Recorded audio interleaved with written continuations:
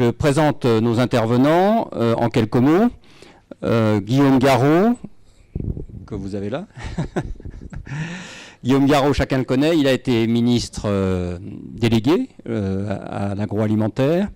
Il est député de la première circonscription de la Mayenne et surtout, il a beaucoup travaillé sur les questions évidemment d'alimentation et sur les questions de gaspillage alimentaire, puisqu'il est l'auteur d'un projet de loi et d'une loi sur ce sujet qui est rentré en application et d'ailleurs dont on dira un mot parce qu'évidemment ça fait partie du sujet de savoir si cette loi est appliquée et si elle sert véritablement ses objectifs.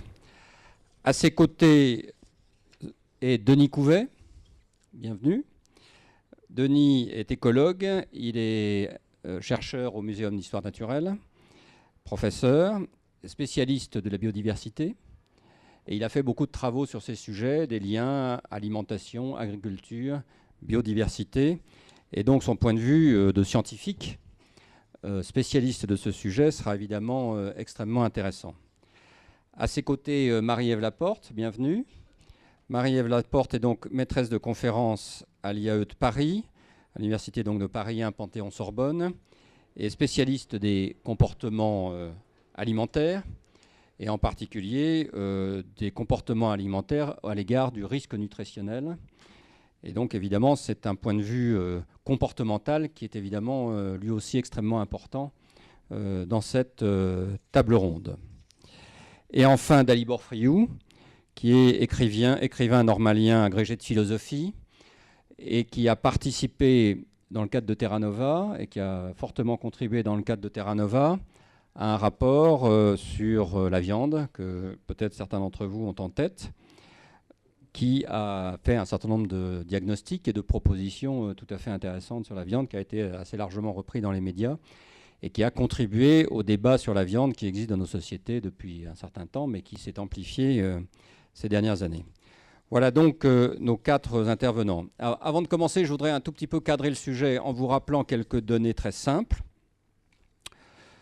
L'alimentation comporte un risque nutritionnel évident, puisqu'aujourd'hui, on peut considérer qu'à peu près 60% des décès est lié d'une manière ou d'une autre à l'alimentation, que ce soit maladie cardiovasculaire, obésité, diabète, cancer.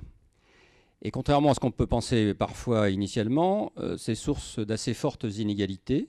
Ce ne sont pas des maladies de riches, puisque ce sont des maladies qui sont en forte croissance dans les pays en voie de développement, et que dans les pays riches, ce sont surtout les plus pauvres qui sont touchés par ces risques. Deuxième élément que je voulais vous rappeler, l'alimentation a évidemment des risques environnementaux extrêmement forts. Je ne sais même pas si on peut parler de risques, en tout cas de conséquences environnementales. À la fois, et si on veut résumer brièvement, mais peut-être que d'autres interviendront là-dessus ou rappelleront quelques autres données, à la fois en termes d'émissions de gaz à effet de serre et donc avec un effet direct sur le climat, puisque vous le savez, c'était d'ailleurs dans le rapport de Terra Nova, la viande, par exemple, est à elle seule responsable de 15% en moyenne des émissions de gaz à effet de serre dans nos pays occidentaux développés. Mais aussi, évidemment, conséquence, en tout cas du système agroalimentaire actuel, sur toute une série de paramètres environnementaux, les sols, la biodiversité, et toute une série d'éléments, sans parler des pesticides, sans parler de beaucoup de choses, toute une série d'éléments qui, évidemment, sont potentiellement dangereux sur le plan sanitaire.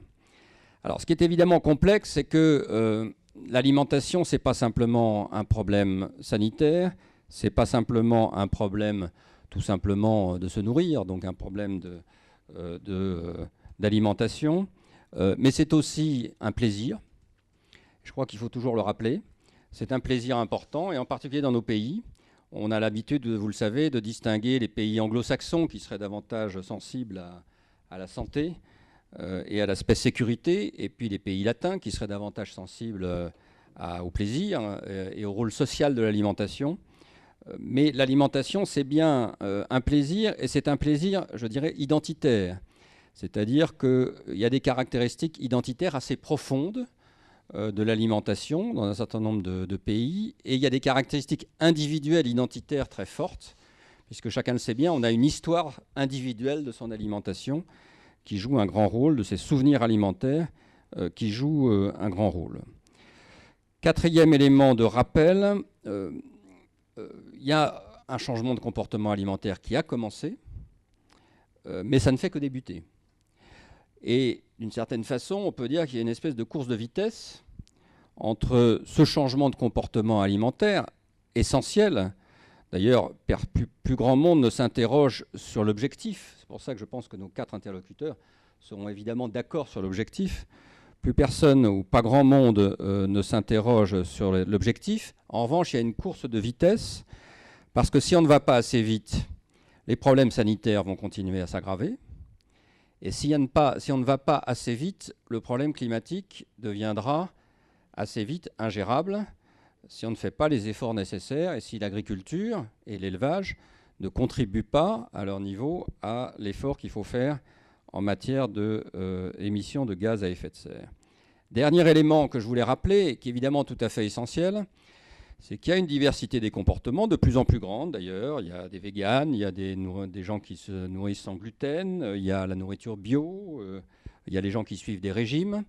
Donc il y a une diversité de comportements de plus en plus grande, mais qu'il y a 2 extrêmes qu'il n'est évidemment pas question de suivre. Le premier extrême, ce serait de se dire simplement, après tout, c'est un choix individuel.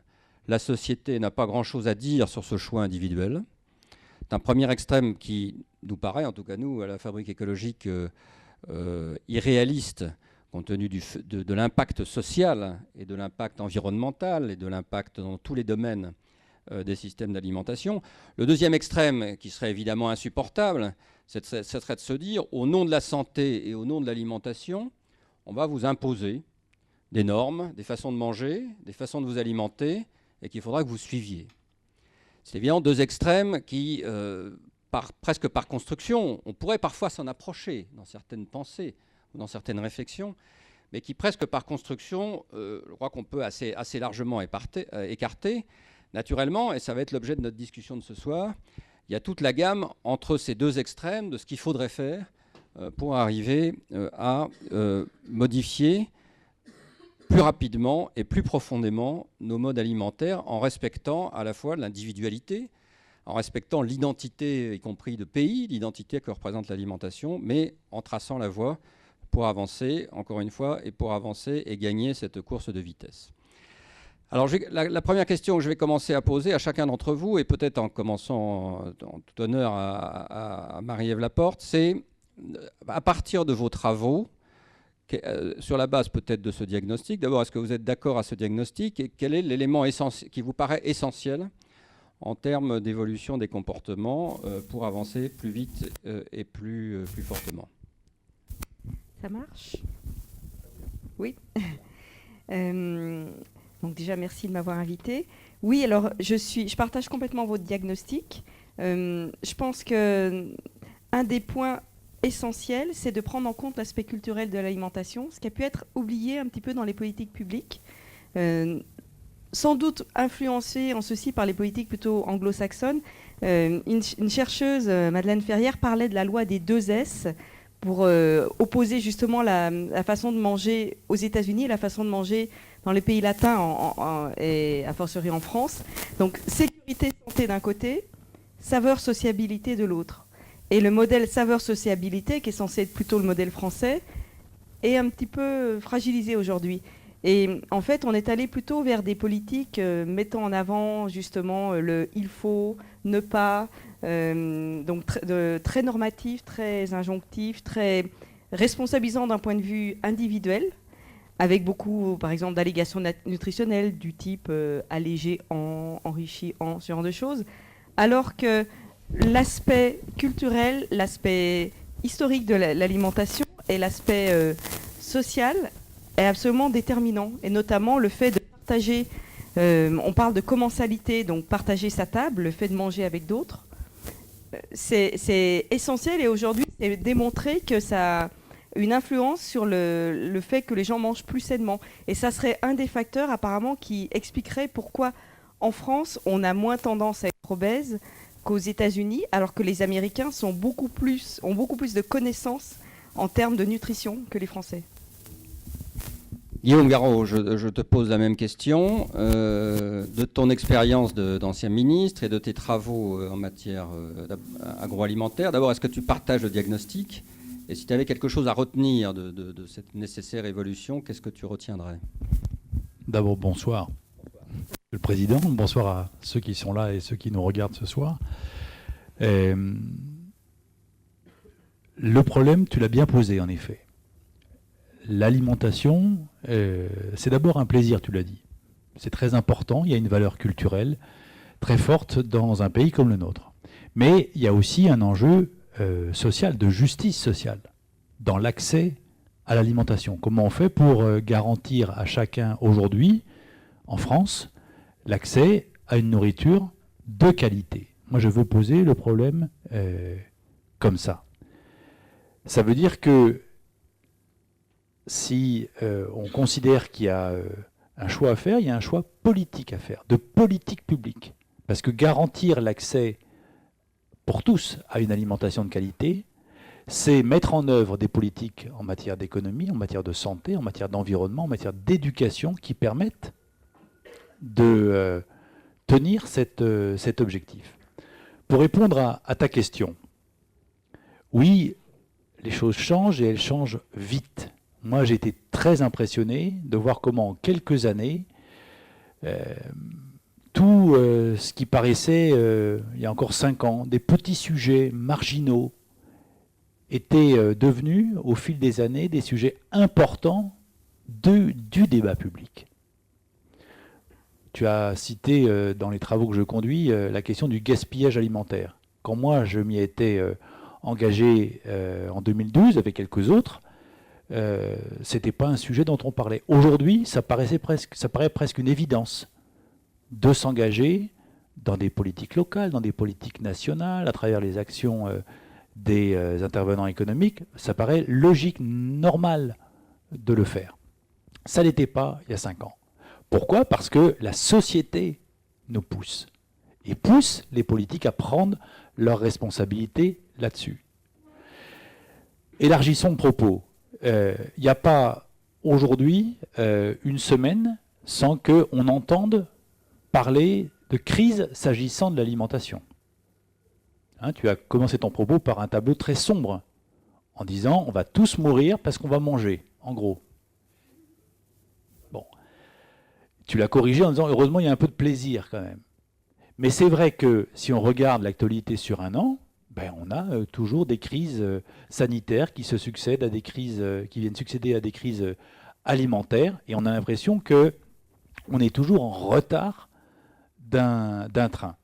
Donc, la responsabilité, moi j'interviens comme politique ce soir à cette table ronde, c'est de voir quelles règles on se donne. D'abord, quels objectifs on se fixe, et ensuite, quelles règles on se donne. Et des règles, en effet, pour favoriser une alimentation favorable à notre santé, une alimentation qui soit respectueuse des équilibres de la planète, une alimentation qui permette à chaque acteur des filières, donc de la chaîne alimentaire, de se rémunérer, de vivre correctement de son travail, et puis enfin, une alimentation qui donne à chacun le choix, le vrai choix, et pas des choix contraints, pas des choix subis, pas des non-choix. Voilà comment je veux, moi, poser le problème. Denis Couvet, même chose. Est-ce que le diagnostic, tu le partages? Et si tu avais à retenir une logique dans cette... ensuite, laquelle tu retiendrais? Oui, alors effectivement, je partage le diagnostic. Moi, une des choses qui me frappe peut-être, c'est... en fait, le problème, c'est que agriculture, alimentation, environnement, tout ça fonctionne en système, hein, c'est-à-dire que les acteurs sont liés les uns aux autres, hein, du producteur au consommateur. Et ce qu'on constate quand même actuellement, ce qui est assez frappant, et je crois que vous l'avez dit un peu, c'est que finalement, c'est un peu le consommateur qui actuellement est en train le citoyen qui est en train de réorienter le système. On le voit très bien sur les demandes, hein, c'est-à-dire qu'effectivement, les consommateurs demandent des produits qu'éventuellement la grande distribution ne fournit pas encore. Et la grande distribution, du coup, s'interroge sur le modèle. On le voit hein, quand Carrefour, notamment, fait la publicité pour les semences hors marché. C'est assez frappant. Et en fait, à quoi ça correspond? Ben, c'est parce que Carrefour a compris ce que demandaient en fait ses clients. Et du coup, ce qui est assez frappant, c'est que finalement, on avait un système qui était très organisé entre les producteurs, les fournisseurs d'intrants, les transformateurs et les distributeurs. Et ce système est déstabilisé par les citoyens, et notamment à travers les circuits courts qui permettent de correspondre directement avec les producteurs. Alors le problème, c'est que ça marche dans un premier temps, et ça se voit notamment sur le bio. Mais tant que ça représente 5 à 10% du marché, les problèmes ne sont pas les mêmes que si jamais on veut que ça devienne majoritaire dans le marché. Parce que là, ça veut dire qu'il faudrait réorganiser les circuits en fait, de manière massive. Et donc là, je crois que la difficulté, elle reste importante. Hein. Donc on a parlé effectivement de règles, mais il faut aussi que chaque acteur y trouve son compte, que les agriculteurs, les distributeurs y trouvent leur compte. Et donc là, il y a des choses qui sont sans doute pas tout à fait évidentes à prendre en compte. Et on le constate, en fait, c'est pour l'ensemble des questions environnementales. Hein. Pour les questions du climat, de la biodiversité, c'est un peu les mêmes problèmes de trouver des arrangements sociétaux qui permettent effectivement de devenir majoritaires. Dalibor Friou, donc je pose la même question. Est-ce que sur le diagnostic, tu es d'accord et est-ce que sur la logique générale, qu'est-ce que tu aurais à dire par rapport à ça? Oui, alors il y a un terme qui revient très souvent, qu'on a choisi dans le rapport, c'est la transition. Quand on parle de transition, on parle de transition écologique et on parle beaucoup aujourd'hui de transition énergétique. Et il y a des parallèles à faire entre la transition énergétique, ce qui m'amène à rejoindre ce qui vient d'être dit par mon collègue, et la transition alimentaire. Dans le domaine de l'énergie, et surtout l'électricité, on a eu des émetteurs, quelque chose de très centralisé, les centrales nucléaires, les barrages, qui envoient du courant à très haute tension sur des très grosses lignes. Tout cela est vertical, centralisé, avec une forte inertie. Et puis, on reçoit l'électricité, on ne sait pas trop d'où elle vient. En tout cas, on est tout en bas. Dans le monde nouveau de l'énergie, ce qu'on appelle les smart grids, avec les énergies renouvelables, tout devient beaucoup plus complexe, réactif, en temps réel, décentralisé, où on peut faire son propre bouquet énergétique aussi. On peut prendre un petit peu d'énergie synthétique. Donc il y a une transition énergétique qui se fait en redonnant la main aux citoyens, en redonnant la main à des réseaux locaux. Le smart grid, c'est ce rêve-là, d'une sorte d'autosuffisance énergétique avec des capacités de stockage, de production, une distribution intelligente. Et le parallèle, pour moi, est frappant avec la transition alimentaire. La façon dont on va s'organiser, finalement, aujourd'hui, pour autoproduire, de même qu'il y a de l'autoconsommation énergétique, il y a de l'autoconsommation alimentaire, pour distribuer, échanger et mettre de l'intelligence là où il n'y en avait pas ou peu, c'est-à-dire en bout de chaîne. Il y a beaucoup d'intelligence du côté des émetteurs, Carrefour ou l'agroalimentaire ou le nucléaire, et assez peu du côté des consommateurs qui étaient plutôt passifs, en recevant finalement ce qui leur était donné. Là, il y a une auto-organisation en bout de chaîne du côté des consommateurs et comme vous le disiez, ça remonte vers les distributeurs historiques qui doivent s'en accommoder, parfois le singer, parce que Carrefour qui fait de la semence paysanne, bon, c'est un peu, là, ça devient assez acrobatique. Carrefour qui fait du bio ou les grandes enseignes, la grande distribution qui fait du bio. Il y a évidemment ici un opportunisme qui ne laisse pas intact le sujet, mais il y a dans l'idée d'une transition globale, il y a les mêmes logiques, je trouve, qui se répètent, que ce soit la transition énergétique, la transition écologique et la transition alimentaire. Ce qui fait que ça ne se limite pas seulement, là on parle dans le rapport on parle surtout de la viande, mais on aurait pu parler du végétal, hein, la révolution végétale, où tout se réorganise. Et il y a de plus en plus effectivement de choix, d'options. Et tant mieux si on peut effectivement donner la main à ceux qui ne l'avaient pas jusque-là dans le régime alimentaire, dans l'offre, les choix contraints qui existaient dans la restauration collective, scolaire, d'entreprise. Tant mieux si effectivement tout cela bouge et évolue. Ça nous donne des leviers pour une vraie transition écologique. Merci. Donc je vais commencer à vous poser différentes questions. Je vous rappelle que vous avez le droit de rebondir sur ces questions à partir des réponses des uns et des autres. Alors je vais peut-être commencer en prenant en amont, et en commençant peut-être par Denis Couvet, pour lui poser la question suivante.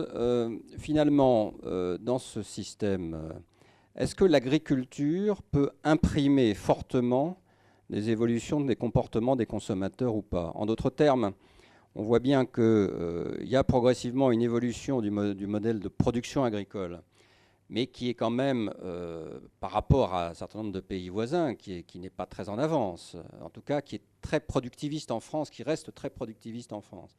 Est-ce que si on avait un modèle de production agricole qui évoluait plus vite, est-ce que ça aurait des conséquences sur le comportement des consommateurs et donc en d'autres termes, est-ce que le système agricole lui-même peut enclencher des modifications de comportement? Alors, c'est une réponse qui n'engage que moi, mais il me semble que le système agricole, il est extrêmement contraint, hein. C'est-à-dire que les agriculteurs, enfin le modèle économique de l'agriculture actuellement, il est quand même assez vacillant, hein. Ça, c'est une première chose. La deuxième chose, c'est que quand on compare les paris, il faut faire très attention parce qu'il y a des pays qui sont massivement importateurs, tels que la Suisse ou le Japon, donc qui ont une agriculture de qualité, effectivement, sur leur terroir, mais qui par ailleurs importent massivement. La France est un grand pays exportateur. Et forcément, la problématique agricole, elle n'est pas la même selon que vous êtes un pays exportateur, un pays importateur, hein. Donc il faut faire attention à ça, sur le fait de savoir si la France est plutôt en retard. Voilà. Et après, il y a les contraintes. Alors, j'allais dire malheureusement un vilain mot, mais les contraintes de marché. C'est-à-dire qu'actuellement, par exemple, l'accès au foncier, et ben, notamment pour les agriculteurs bio, c'est difficile. C'est difficile. Alors, pour prendre une comparaison, par exemple, en Allemagne, hein, vous n'avez pas régulation du marché foncier, beaucoup moins qu'en France. Et actuellement, l'Allemagne, vous savez peut-être, les consommateurs apprécient beaucoup le bio, mais l'Allemagne fournit de moins en moins autosuffisante parce que le modèle bio n'est pas rentable actuellement en Allemagne. C'est-à-dire que la terre est trop chère pour les agriculteurs bio. Voilà. Donc là, oui, le système, en fait, il est contraint. C'est-à-dire, il y a à la fois, alors, il y a tous les aspects agronomiques aussi, hein, tous les aspects fertilisation aussi, contrôle des maladies aussi, hein, ce qui est pas quelque chose qui est très simple, hein. C'est-à-dire que les pesticides de synthèse, en l'occurrence, c'est une solution de facilité, hein, qui économise du travail. Donc forcément, pour l'agriculteur bio, c'est déjà beaucoup plus complexe, c'est beaucoup plus coûteux. Donc je dirais qu'effectivement, l'autonomie économique, elle est relativement faible, hein. C'est-à-dire que quelque part, eh ben, il va bien falloir que la société aide l'agriculture, ce qui, sur le plan économique, d'ailleurs, ne pose pas vraiment de problème, parce que actuellement, l'agriculture, en tant que secteur productif, représente assez peu sur le plan économique. Alors, il faut imaginer d'autres modèles. Alors, notamment, ceux qui travaillent sur la préservation de la biodiversité, notamment, considèrent que ce qui serait important aussi, c'est que l'agriculteur soit reconnu pour son rôle éventuel de préservation de la biodiversité. Mais ça veut dire éventuellement des incitations économiques. Donc, par exemple, on pense en termes de paiement pour services environnementaux. Voilà. Donc en termes aussi de modèle économique pour l'agriculteur. Oui. Parce que en fait, ce qui se passe, c'est que l'agriculteur actuellement, en fait, est payé pour sa production. Donc à partir de là, la logique est infernale. Qu'est-ce que peut faire l'agriculteur pour maintenir ou pour augmenter son revenu? C'est produire plus. Et produire plus, on sait ce que ça veut dire en termes climatiques, en termes de préservation de la biodiversité, sachant que sur le plan scientifique, les choses sont très claires, c'est-à-dire qu'actuellement, l'agriculture mondiale produit de quoi nourrir 3 milliards d'humains en plus, hein. Donc il n'y a pas besoin d'augmenter la production au cours du XXIe siècle, il y a de quoi absorber l'augmentation de la population humaine. Donc il s'agit bien effectivement de produire mieux, mais donc si on ne veut pas que les agriculteurs soient incités à produire plus, eh bien, il faut trouver effectivement d'autres modèles de rémunération ou de reconnaissance sociale, hein. C'est une autre manière aussi d'exprimer les choses. Alors, Guillaume, pour rebondir sur ce qui vient d'être dit, c'est vrai qu'il y a un paradoxe qui est qu'on a l'impression que l'agriculture n'est pas tellement motrice. Je prends un seul exemple qui est le fait qu'on continue à importer, par exemple, beaucoup de produits bio. Alors que d'une certaine façon, on sait qu'il y a une demande de plus en plus forte. Et comment, par rapport à ce que Denis vient de dire, comment tu expliques cette situation qui quand même ne s'améliore pas dans notre pays ces dernières années? D'abord, il faut replacer la part du bio dans la consommation totale de l'alimentation. C'est très, très minoritaire. On est à 5-6% de la consommation totale de l'alimentation. Donc le bio, c'est une référence. Mais est-ce que pour autant c'est le modèle ultime pour l'ensemble de l'agriculture française? J'en doute. Ne disons pas aux Français que demain, toute la France sera bio. Je n'y crois pas. Du coup, première question que ça pose, et c'était ta question, comment l'agriculture répond, donc la production agricole répond ou pas aux besoins, à la demande sociale qui est très forte aujourd'hui sur des produits de meilleure qualité, du point de vue de la production bien sûr, mais aussi, et on va plus loin que l'agriculture, du point de vue de la transformation, pour qu'on s'assure demain que l'ensemble de l'offre alimentaire, donc l'ensemble de l'alimentation produite en France, eh bien, soit de meilleure qualité pour la santé ou pour l'environnement. C'est ça la demande. Donc il ne faut pas considérer que le bio serait la seule réponse. Et il ne faut pas limiter la réflexion politique uniquement au bio. Ça, je crois que c'est fondamental, parce que si on s'enferme sur cette problématique-là, uniquement le bio ou pas bio, on passe à côté de ce qu'est le quotidien des Français. Hein, et on disait il y a un enjeu de justice sociale tout à l'heure. Si on veut que demain les gens mangent mieux, eh bien, ça veut dire qu'il faut que l'ensemble de l'offre alimentaire française soit améliorée dans ses standards de qualité. Ça, c'est très important de dire ça. Deuxième chose, les agriculteurs là-dedans. L'agriculture. D'abord, il ne faudrait pas penser qu'elle est ringarde, ou que 95% des Français, des agriculteurs, seraient ringards. Il y a tous les jours des progrès. Et il y a des gens qui sont vraiment engagés dans des démarches pour améliorer et répondre aux demandes des consommateurs. C'est très important de comprendre ça. Ce qui se pose après, c'est la question du rythme et la question de l'intervention de chacun, et en particulier de la puissance publique, pour réguler, pour fixer les objectifs, pour donner les règles. Je le disais tout à l'heure. Et quand je dis la puissance publique, c'est bien sûr la puissance publique nationale, mais c'est aussi, surtout, la puissance publique européenne, puisque nous sommes là dans une politique intégrée, qui est la politique agricole commune, qui, comme vous le disiez très, très justement, pendant des années, a dit il faut produire. Et plus vous produirez, mieux ce sera. Il fallait assurer l'indépendance alimentaire de l'Europe. Et alors, de ce point de vue-là, on a formidablement réussi, à tel point qu'on a produit des excédents. On a surproduit. Et ça a eu des effets économiques majeurs, écologiques que chacun connaît, et même géostratégiques très lourds aussi. On a aujourd'hui un débat qui est posé à l'échelle européenne et à l'échelle française aussi, de savoir ce que sera cette prochaine politique agricole commune à partir de 2020 pour les 6 années qui suivront. Qu'est-ce qu'on met dans cette politique agricole commune? D'abord, quel budget on y met? La Commission a annoncé une réduction du budget dévolu à cette politique agricole commune. Et puis 2, quels objectifs, quelles agricultures on entend soutenir? Quel rôle en effet pour les agriculteurs? Qu'est-ce qu'on leur reconnaît dans l'apport pour la société, au-delà même de l'acte de production, vis-à-vis de la biodiversité, vis-à-vis de l'équilibre des territoires, vis-à-vis de l'emploi? C'est tellement important. Donc tous ces sujets-là, ils doivent être mis sur la table. Aujourd'hui, il y a un vent très libéral qui souffle en Europe. Donc, il faut, me semble-t-il, qu'il y ait d'autres discours que ceux qui sont tenus aujourd'hui soit par la Commission européenne, soit par une majorité d'États au sein de l'Union européenne. Moi, je crois à l'idée de la régulation. Et on ne pourra pas répondre à la question ni de la qualité des productions, ni du revenu des producteurs, si on ne pose pas la question de la régulation des productions, donc des volumes qui sont produits. On l'a vu sur le lait. Pendant des années, la production laitière a été fort heureusement maîtrisée. Ça s'appelait les quotas laitiers. Et ces quotas laitiers, ils ont permis, de maintenir un nombre important, en tout cas, même s'il était moins important qu'il ne l'était dans le passé, un nombre intéressant d'exploitation, donc d'emploi, et 2, il a permis de maintenir le revenu des producteurs de lait. Depuis 2008, plus de quotas, plus de maîtrise, plus d'outils de régulation.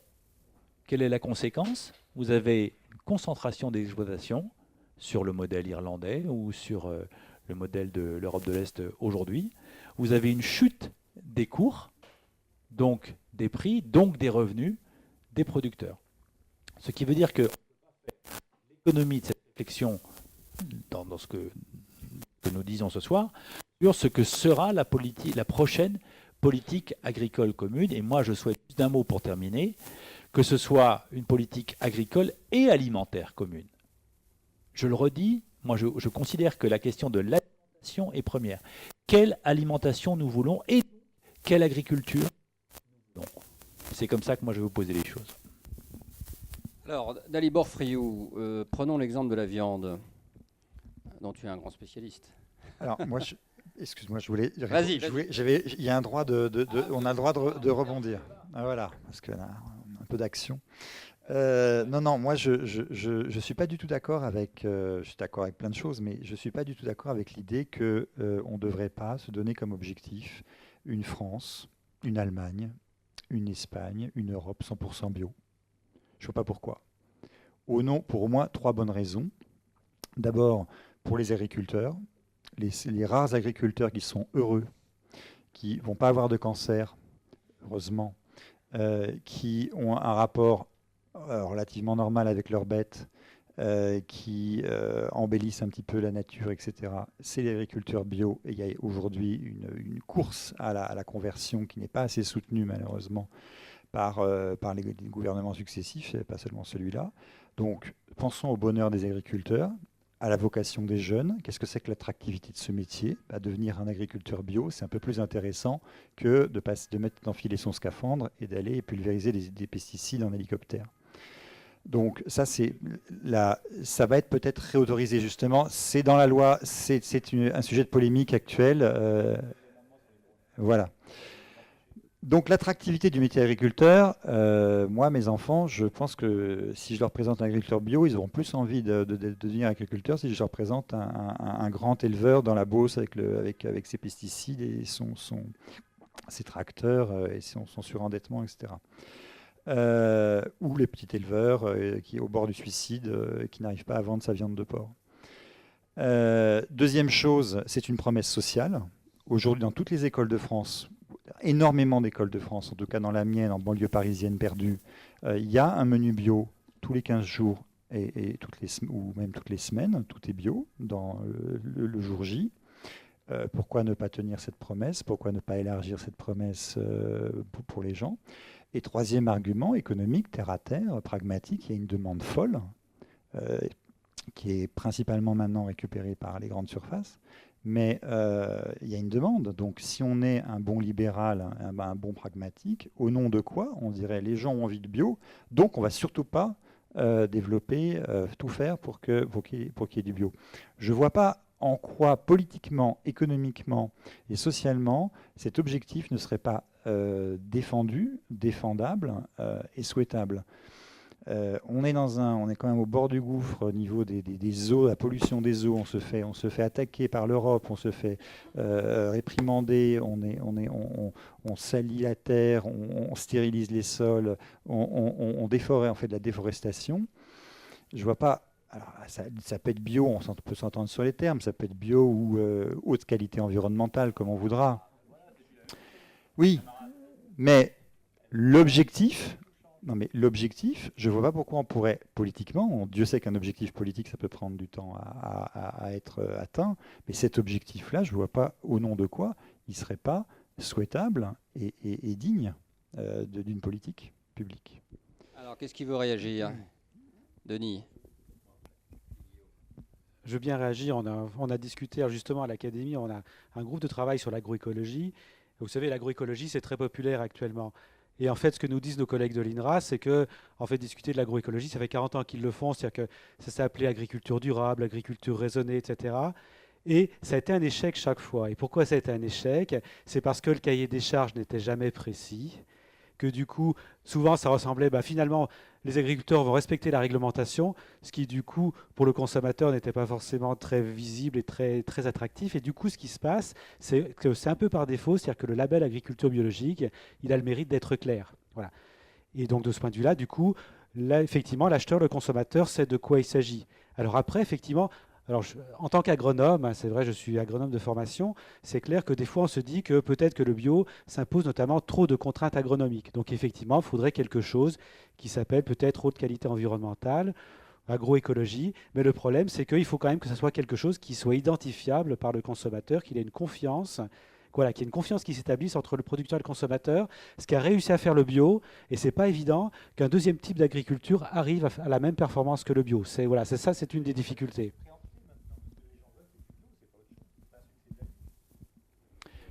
Moi, je voudrais qu'on sorte juste des caricatures. Et je mets un peu de débat volontairement. Parce que, tel que Dalibor vient de nous présenter les choses, il y a les bons d'un côté, les méchants de l'autre, les gentils et les pollueurs. Bon. Heureusement que le monde, il n'est pas blanc ou noir comme ça. Et heureusement qu'il y a des gens aujourd'hui qui se posent la question de savoir comment ils peuvent améliorer leur façon de produire. Et la question qu'on doit se poser, c'est comment on encourage tous ces gens-là.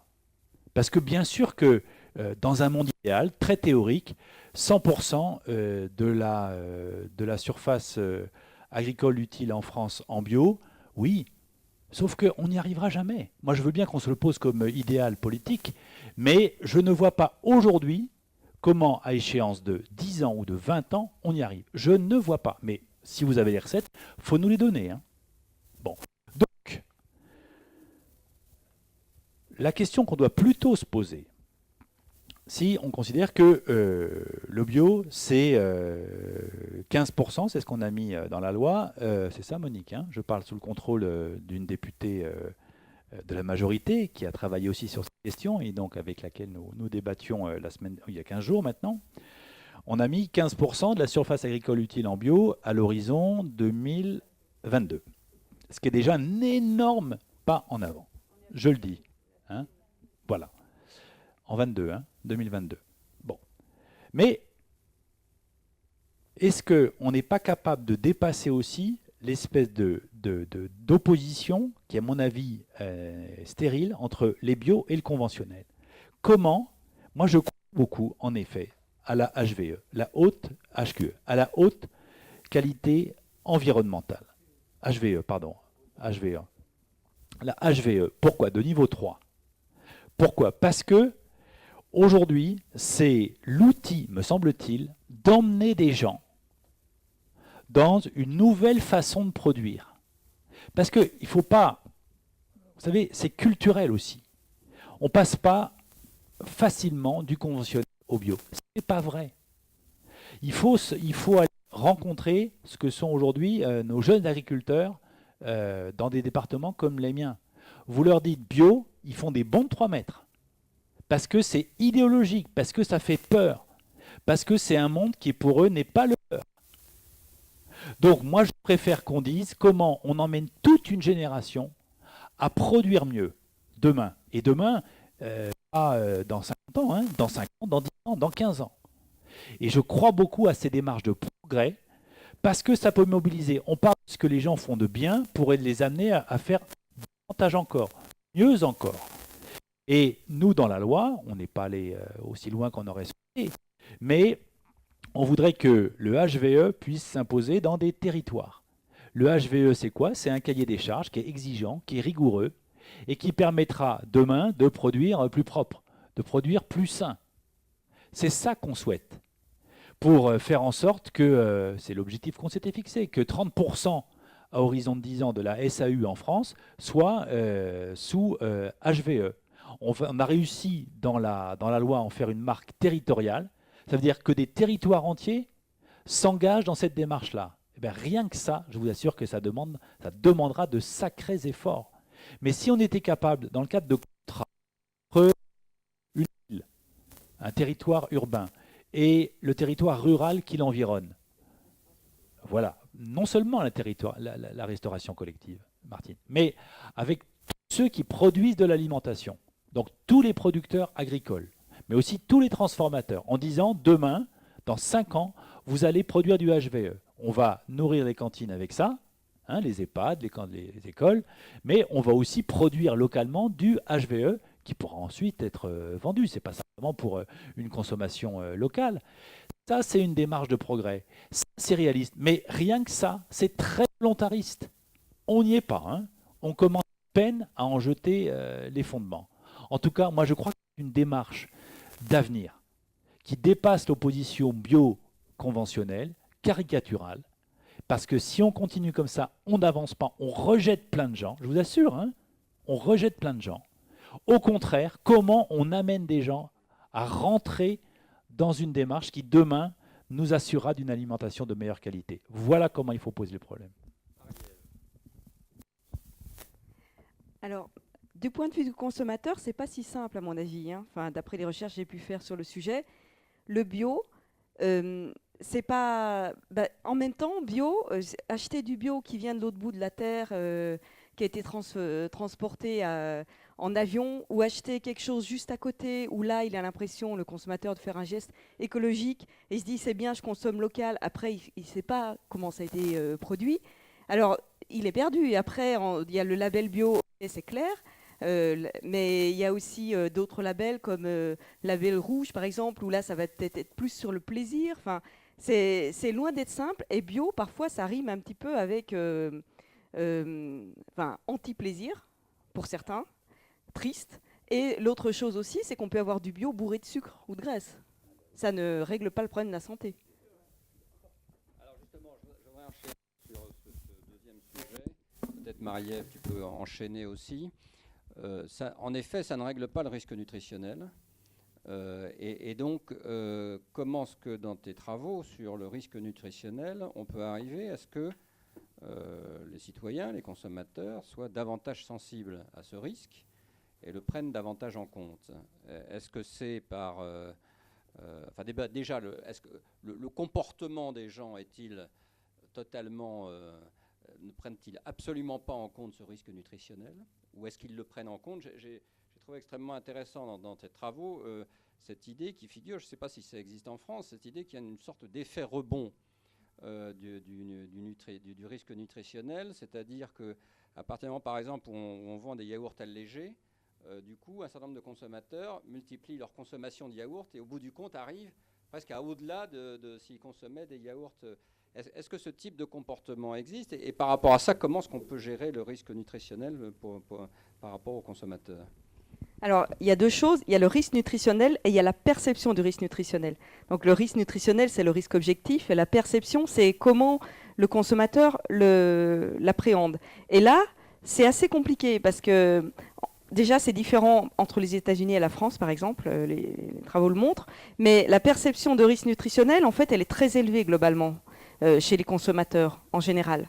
Donc, ils perçoivent un risque, ils ont peur, des effets secondaires à long terme sur leur santé. Mais pour autant, parfois, ils ne font pas les bons choix, parce que là, il y a beaucoup de présupposés. Il y en a un qui est très fort, qui est de dire, si c'est naturel, c'est bon pour la santé. Évidemment que c'est faux. Enfin, c'est pas vrai tout le temps, en tout cas. Donc, mais pourtant, et ça, c'est quelque chose sur lequel, parfois, les marques jouent involontairement ou non. Mais si vous mettez un produit vert, si vous mettez une photo de prairie, les gens vont se dire, c'est bon pour la santé. Coca-Cola l'a bien fait dans certaines de ses publicités. Et donc ça, c'est un petit peu dangereux parce que les gens, à partir du moment où ils se disent que c'est naturel, ils se disent que c'est bon pour eux. Alors, il y a un truc qui est assez intéressant, c'est que du coup, dans les allégations nutritionnelles, en fait, l'effet dont tu parlais, qui est démontré aux États-Unis, il est moins fort en France. Parce qu'en fait, en France, il y a une suspicion des allégations. Quand on dit c'est allégé en ou enrichi en, on se dit ils ont trafiqué le produit, c'est plus naturel. Si c'est allégé en sucre, qu'est-ce qu'ils ont mis à la place? Est-ce qu'ils ont mis de l'aspartame, auquel cas ça devient chimique? S'ils l'ont enrichi en quelque chose, il y a aussi une transformation. Donc ça, on perd l'aspect de recette et de produits naturels. Donc en fait, ces allégations qui sont utilisées dans le monde marketing pour normalement limiter, diminuer cette perception de risque, elle a un effet contraire. Donc, ce qui est plutôt une bonne nouvelle en France. Il n'y a pas cet effet aux États-Unis. Aux États-Unis, vous marquez allégé et les gens sautent dessus. Et justement, on consomme beaucoup plus. Ça a été démontré. Bien au-delà de la diminution du nombre de calories. Donc c'est largement plus que compensé par l'augmentation de la quantité. Donc après, il y a un point qui peut aider justement, c'est l'effet en fait de régulation sociale. en fait, aux États-Unis, il y a un effet qui est, on est laissé libre de ses choix et la consommation est très individuelle. Souvent, les gens ne mangent pas à table avec d'autres. Et alors qu'en France, c'est encore, enfin même si ça a diminué, c'est encore souvent une consommation qu'on prend à table avec d'autres. Et donc là, il y a une régulation qui se fait par, on va peut-être pas manger toute la tablette de chocolat devant ses enfants ou son conjoint, par exemple. Donc il y a une régulation qui se fait, en tout cas dans le milieu familial. Et à mon avis, c'est une des raisons pour lesquelles le repas gastronomique a été protégé par l'UNESCO en France. Et c'est une très bonne chose. Je voulais juste dire un mot sur l'alimentation, les choix des consommateurs et mettre en avant la nécessaire éducation à l'alimentation. C'est fondamental parce que les gens ont des intuitions qui sont souvent justes. Il y a des messages qui sont passés à travers le PNNS, donc le Programme National Nutrition Santé, pour dire par exemple qu'il faut manger 5 fruits et légumes par jour. Tout le monde sait tout ça. Bon, donc il y a quelques repères comme ça qui sont donnés. Simplement, si on veut donner à chacun les vrais outils pour choisir son alimentation, être responsable devant son alimentation, donc si on veut répondre à cet enjeu de justice sociale, il faut transmettre des repères avec beaucoup plus d'efficacité que les messages simplement qu'on voit à travers la publicité. Donc moi je crois beaucoup à l'idée d'éducation à l'alimentation à l'école, ce qui n'est pas fait aujourd'hui ou de façon ou en pointillé, on va dire. Ça c'est très important que l'éducation nationale devienne un vrai partenaire de l'éducation à l'alimentation. Ça me semble fondamental. Deuxième chose que je crois aller dans le même sens, au titre de la cohérence, il faut qu'on soit aussi sans doute beaucoup plus strict sur tous les messages envoyés, et en particulier par la publicité.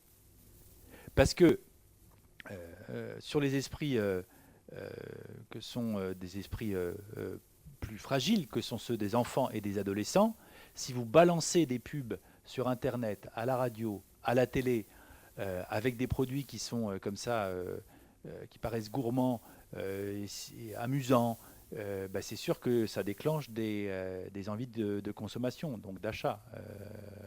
Ça va de soi. Mais si on n'encadre pas de façon beaucoup plus stricte la publicité en direction des enfants et des adolescents, on n'y arrivera pas non plus.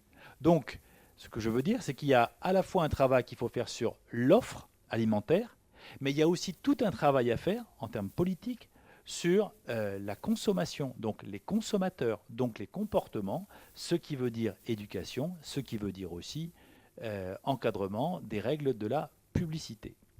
Alors Dalibor, le rapport Terra Nova propose justement, le premier point, la formation des cuisiniers et l'éducation des enfants sur la consommation de viande. Je suppose que vous en avez discuté, les différents auteurs entre vous, sur ces propositions. Concrètement, qu'est-ce que ça veut dire ? Oui, alors c'est pas mystérieux, c'est pas de la magie, hein. C'est effectivement que concernant l'obsession de l'apport nutritionnel de la viande, il y a effectivement une éducation à faire des professionnels. Donc que ce soit les professionnels de la restauration, les cuisiniers, ou même effectivement dans les écoles. Il y a tout un surinvestissement, une survalorisation de la viande dont on essaie de faire un peu la généalogie dans notre rapport. Pourquoi est-ce qu'on consomme aujourd'hui ces quantités hallucinantes de viande en France, en Europe, mais surtout aux États-Unis, et puis bientôt en Chine et en Inde. Alors là, ça va vraiment déménager. Quand ils se mangeront la moitié de ce qu'on mange seulement, la Terre aura changé de visage. Là, il y a un vrai problème. Pour revenir à la France, les professionnels de santé, il faut simplement déjà leur faire un minimum d'actualisation nutritionnelle. Dans le rapport, on montre à quel point les protéines végétales ont été réhabilitées par les plus grandes institutions, notamment américaines, Harvard ou ailleurs. que l'association américaine de diététique qui regroupe 70 000 professionnels aux États-Unis a montré que le régime végétarien, même végétalien, était bon pour à tout âge de la vie, grossesse, athlète, enfants, vieillards, etc. Donc il y a une réhabilitation ici du végétal, hein, qui doit aussi se faire dans l'enseignement, dans les écoles hôtelières, dans la formation des professionnels. Et effectivement, quand on éduque au goût, il faut diversifier. À la rigueur, c'est pas qu'on est contre particulièrement la viande dans le rapport, même si chacun a ses préférences personnelles, mais c'est l'idée de diversifier. De diversifier qui fait qu'aujourd'hui, une assiette se compose autour d'un morceau de poisson ou de viande, comme s'il y avait une sorte de pilier central, et puis on l'accompagne autour de quelques légumes, parfois décoratifs dans certaines brasseries. Il y a un petit peu de persil, trois haricots verts, hein, pour un contraste de couleurs, mais c'est tout. Donc il faut réhabiliter le végétal, hein, parce que c'est une source de plaisir absolument extraordinaire, comme le montrent aujourd'hui certains chefs. Donc c'est surtout cet imaginaire de la viande qui est pourfendu maintenant même au niveau des Michelin 3 étoiles par des grands chefs qui végétalisent leur offre ou qui se tournent comme Passard vers une offre quasi exclusivement végétale. Donc là, ça passe aussi par un travail sur les imaginaires, sur la gourmandise, sur les couleurs, sur les saveurs et sur le terroir. Alors, une des propositions qu'on fait notamment, c'est de diversifier également tout ce qu'on appelle les signes officiels de qualité. Donc, vous en parliez avec les labels rouges. Aujourd'hui en France, énormément de signes de qualité portent sur des protéines animales. Donc la viande, les fromages, le vin aussi, bien sûr, mais très peu pour des végétaux. Alors, il y en a quelques-uns. Il y a le coco de Paimpol, il y a les mogettes de Vendée, que vous connaissez, etc. Il y a quelques exemples, mais beaucoup moins proportionnellement que dans d'autres pays. L'Italie a beaucoup plus d'appellations d'origine contrôlée pour des spécialités végétales, haricots de telle région, salade de telle autre région, etc. Donc il faut redonner au végétal une dignité, un prestige, une désirabilité que peut avoir la viande, le vin ou le fromage avec des spécialités. Donc ça passe par tout ça. C'est pas jeter la viande aux orties en disant c'est mal, et puis un peu comme tu le suggérais facétieusement, mettre sur les paquets de viande, mettre des photos d'animaux égorgés comme on met des gosiers cancéreux sur les paquets de cigarettes. Non, je ne pense pas qu'on doive en arriver là, parce que la viande, c'est du plaisir pour beaucoup de gens, et ça doit le rester. Mais ça doit être un plaisir peut-être plus maîtrisé, plus rare. Et tout ça, c'est une question effectivement d'éducation sur le long cours, qui part des écoles, des professionnels, et puis de tout un maillage et une réhabilitation du végétal. Pour moi, pourquoi j'insiste sur le biologique? Parce que le biologique, c'est pas pour dire il y a les bons et les méchants, encore que pour moi, il y a les malheureux et les heureux. On est plus heureux quand on fait du bio que quand on fait pas du bio, en moyenne, à mon avis. Mais donc c'est pas du bon et du méchant, c'est un rapport à la nature, plus exactement. Donc il y a le bio, pour moi, c'est aussi la possibilité de faire de la polyculture, de revenir à quelque chose de plus équilibré en tant qu'agriculteur, de faire un petit peu d'élevage, un petit peu de verger, un petit peu de maraîchage, etc. Quelque chose qui est beaucoup plus satisfaisant, qui peut permettre aussi l'autosuffisance pour l'agriculteur, qui peut lui permettre éventuellement de produire de l'énergie avec une éolienne ou des panneaux photovoltaïques. Pour moi, c'est aussi cette symbiose-là, cette complémentarité qui permet de remettre la viande à sa place, pas l'éliminer, la remettre à sa place, monter en gamme, et puis de rester un pays référence en termes de plaisir de la table. Alors Marie-Ève, sur la publicité, il y a évidemment beaucoup de progrès à faire sur la prise en compte des risques sanitaires. On l'a bien vu dans la discussion du projet de loi, où il y a eu des propositions faites qui n'ont pas été retenues. Quel est ton sentiment là-dessus? Et au-delà de ça, est-ce qu'il ne faudrait pas que... Il y a aujourd'hui quand même un certain nombre de labels sanitaires. Est-ce qu'il ne faudrait pas que dans le domaine environnemental, il y ait un peu le même type de de marques ou de labels qui permettent d'y voir un peu plus clair sur les impacts environnementaux des différents produits. Alors, le problème, c'est qu'après, ça devient très difficile de lire les étiquettes. Et là encore, il y a un côté où c'est finalement souvent quand même de l'initiative de l'industriel, ou parfois c'est régi par la loi. Mais si on prend le Nutri-Score, par exemple, il est facultatif. Alors, moi, je crois plus, finalement, à... On parlait au début, justement, des initiatives qui venaient du terrain. Est-ce qu'il faut qu'il soit obligatoire?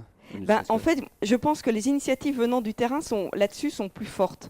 Parce que finalement, le changement, il vient maintenant, il est plus porté par le consommateur. C'est plus top-down, mais c'est bottom-up. Et c'est les fameuses applications type Yuka, par exemple. C'est en train de faire changer, de faire bouger les lignes. Parce que quand vous vous retrouvez en tant qu'industriel avec un produit que vous avez, qui est très mal noté sur une application de ce type, où ils vous disent surtout n'en mangez pas trop, ça contient tant d'additifs, etc. Bah, là, pour le coup, l'industriel, ça va le pousser à changer sa formulation. Et d'autre part, ça prend en compte aussi la quantité mangée. Alors que, en fait, l'argument qui est toujours donné par les industriels, et je connais parce que avant de changer de vie, j'ai travaillé dans l'industrie agroalimentaire en marketing pendant longtemps. Donc, le principe, en fait, c'est quand même... ce qu'on dit souvent, c'est oui, mais c'est le choix du consommateur. Et un produit en lui-même n'est pas nocif, c'est la quantité. Alors ce discours-là, ça va un temps, mais on sait bien qu'avec ça, on va pas améliorer la santé des gens. Quand finalement c'est en open source, là, ces fameuses applications, c'est des consommateurs eux-mêmes qui génèrent les données, et ça a été vérifié par des chercheurs qui sont quand même fiables. Finalement, on vous dit, bah oui, ce produit-là, si vous le mangez une fois par semaine, ça va, mais si vous en mangez à tous les repas, surtout pas. À mon avis, ça a plus de poids qu'un label qui est imposé par les pouvoirs publics. Je complète ma question. Est-ce qu'il ne faudrait pas que les grands magasins mettent à disposition... Parce que les Yuka, c'est bien gentil, mais c'est encore limité, extrêmement limité à quelques personnes informées ayant un téléphone portable, ayant Internet, etc. Est-ce qu'il ne faudrait pas que les grands magasins mettent à disposition un matériel qui permette d'aller voir sur l'application ou sur une application quelconque exactement Est-ce qu'il ne faudrait pas que, si on veut vraiment démocratiser ça, est-ce qu'il ne faudrait pas en prendre les moyens? En fait, moi je pense qu'idéalement, il faudrait que sur le lieu de vente, il y ait un endroit où on puisse scanner le code et on ait l'info. Ça revient à ça. Après, je ne sais pas si les distributeurs vont être d'accord, parce que... Mais à mon avis, ils ont beaucoup à y gagner au niveau réputation. Mais bon, après, il y a toujours les histoires de négociations fournisseurs-distributeurs qui peuvent peut-être limiter, je ne sais pas. Parce qu'on n'en est pas du tout là encore. Hein. On n'en est pas encore là. Ça va peut-être venir vite, mais ça va peut-être venir vite. Alors, je pose la question à Denis sur l'aspect environnemental. Est-ce qu'il ne faudrait pas qu'il y ait... Parce que ces indications, elles sont très positives, très intéressantes, mais enfin, elles sont principalement sanitaires. Est-ce qu'il ne faudrait pas que sur le plan environnemental, il y ait des dispositifs, des labels, je ne sais pas, des choses qui permettent d'être un peu plus précis, un peu plus clairs sur l'origine des produits et la façon dont ils sont produits? Bien sûr, mais la difficulté, enfin, Marie-Ève en a un peu parlé, c'est-à-dire que, alors par exemple pour le café, ça a été étudié, la relation entre les labels, enfin l'aspect social et l'aspect environnemental, il n'y a quasiment pas de relation entre les deux. C'est-à-dire que c'est deux critères qui sont indépendants, donc ça complexifie déjà beaucoup le choix du consommateur, ce qu'il va choisir sur un critère social ou plutôt sur un critère environnemental. Et puis quand on décline sur le caractère environnemental, est-ce que vous allez regarder l'impact sur les gaz à effet de serre, l'impact sur la biodiversité, l'impact sur l'eau? À nouveau, la manière dont les produits se classent, en fait, ça dépend du critère environnemental que vous allez utiliser. Donc du coup, ça devient extrêmement complexe. Donc moi, je suis assez convaincu qu'effectivement, c'est par le bottom-up que ça va se faire. Maintenant, comment les applis vont arriver à trier les informations de manière à ce que ce soit quelque chose qui soit gérable par le consommateur. Enfin, moi-même, en tant que consommateur, je dois dire que là, je suis un peu dépassé par la complexité de la tâche. Donc là, peut-être que l'État peut aussi à un moment reprendre la main. C'est-à-dire qu'il y a peut-être aussi un travail de normalisation, c'est-à-dire qu'au-delà d'un certain seuil, effectivement, les produits soient vraiment... enfin, je sais pas, il y a quelque chose qui soit de type négatif. Parce qu'autrement, enfin, dans le positif, je pense que c'est pas simple du tout, parce que malheureusement, les différents enjeux environnementaux ne vont pas forcément tous de concert. Alors, Il y a évidemment les aspects des structures intermédiaires qui jouent un grand rôle, donc la question des cantines scolaires, de la restauration collective, etc.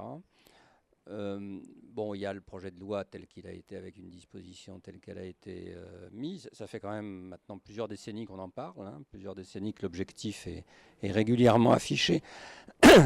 Comment est-ce qu'on peut imaginer que ça marche concrètement, la façon de respecter, pour tous les gens dont je fais partie, qui ont été ou qui sont parents d'élèves, et qui, on est quand même assez loin d'un dispositif de transparence totale et d'identification des produits tels que ça permette de dire on est à 15% de bio, 20% de bio, 20% de produits.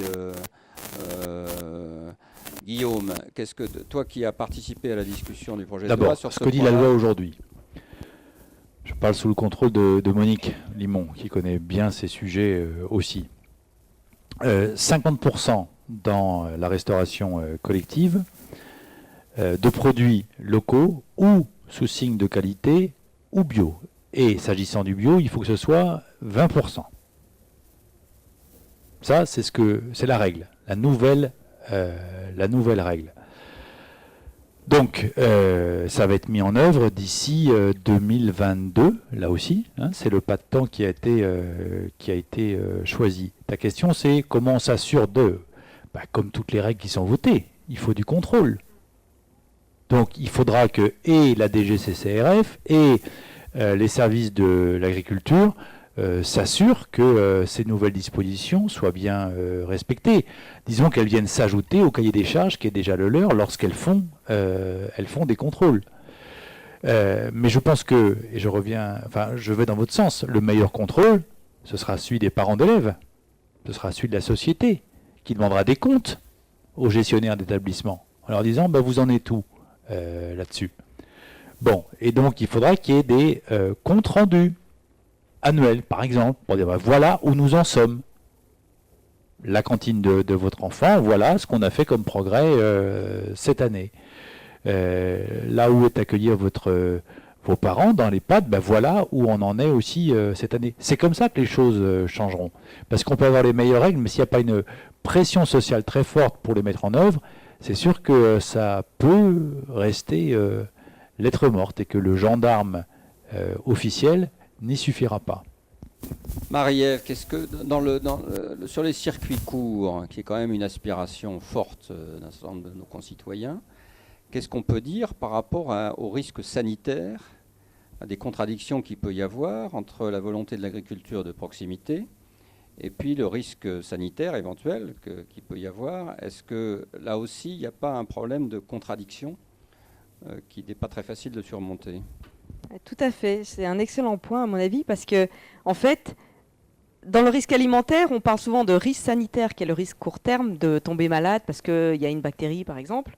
Et celui-là, il est bien contrôlé globalement en France, et c'est reconnu comme tel par les consommateurs, mais il est bien contrôlé justement parce qu'il y a des industriels qui ont des usines hyper clean, parce qu'il y a de la grande distribution qui a des cahiers des charges extrêmement stricts.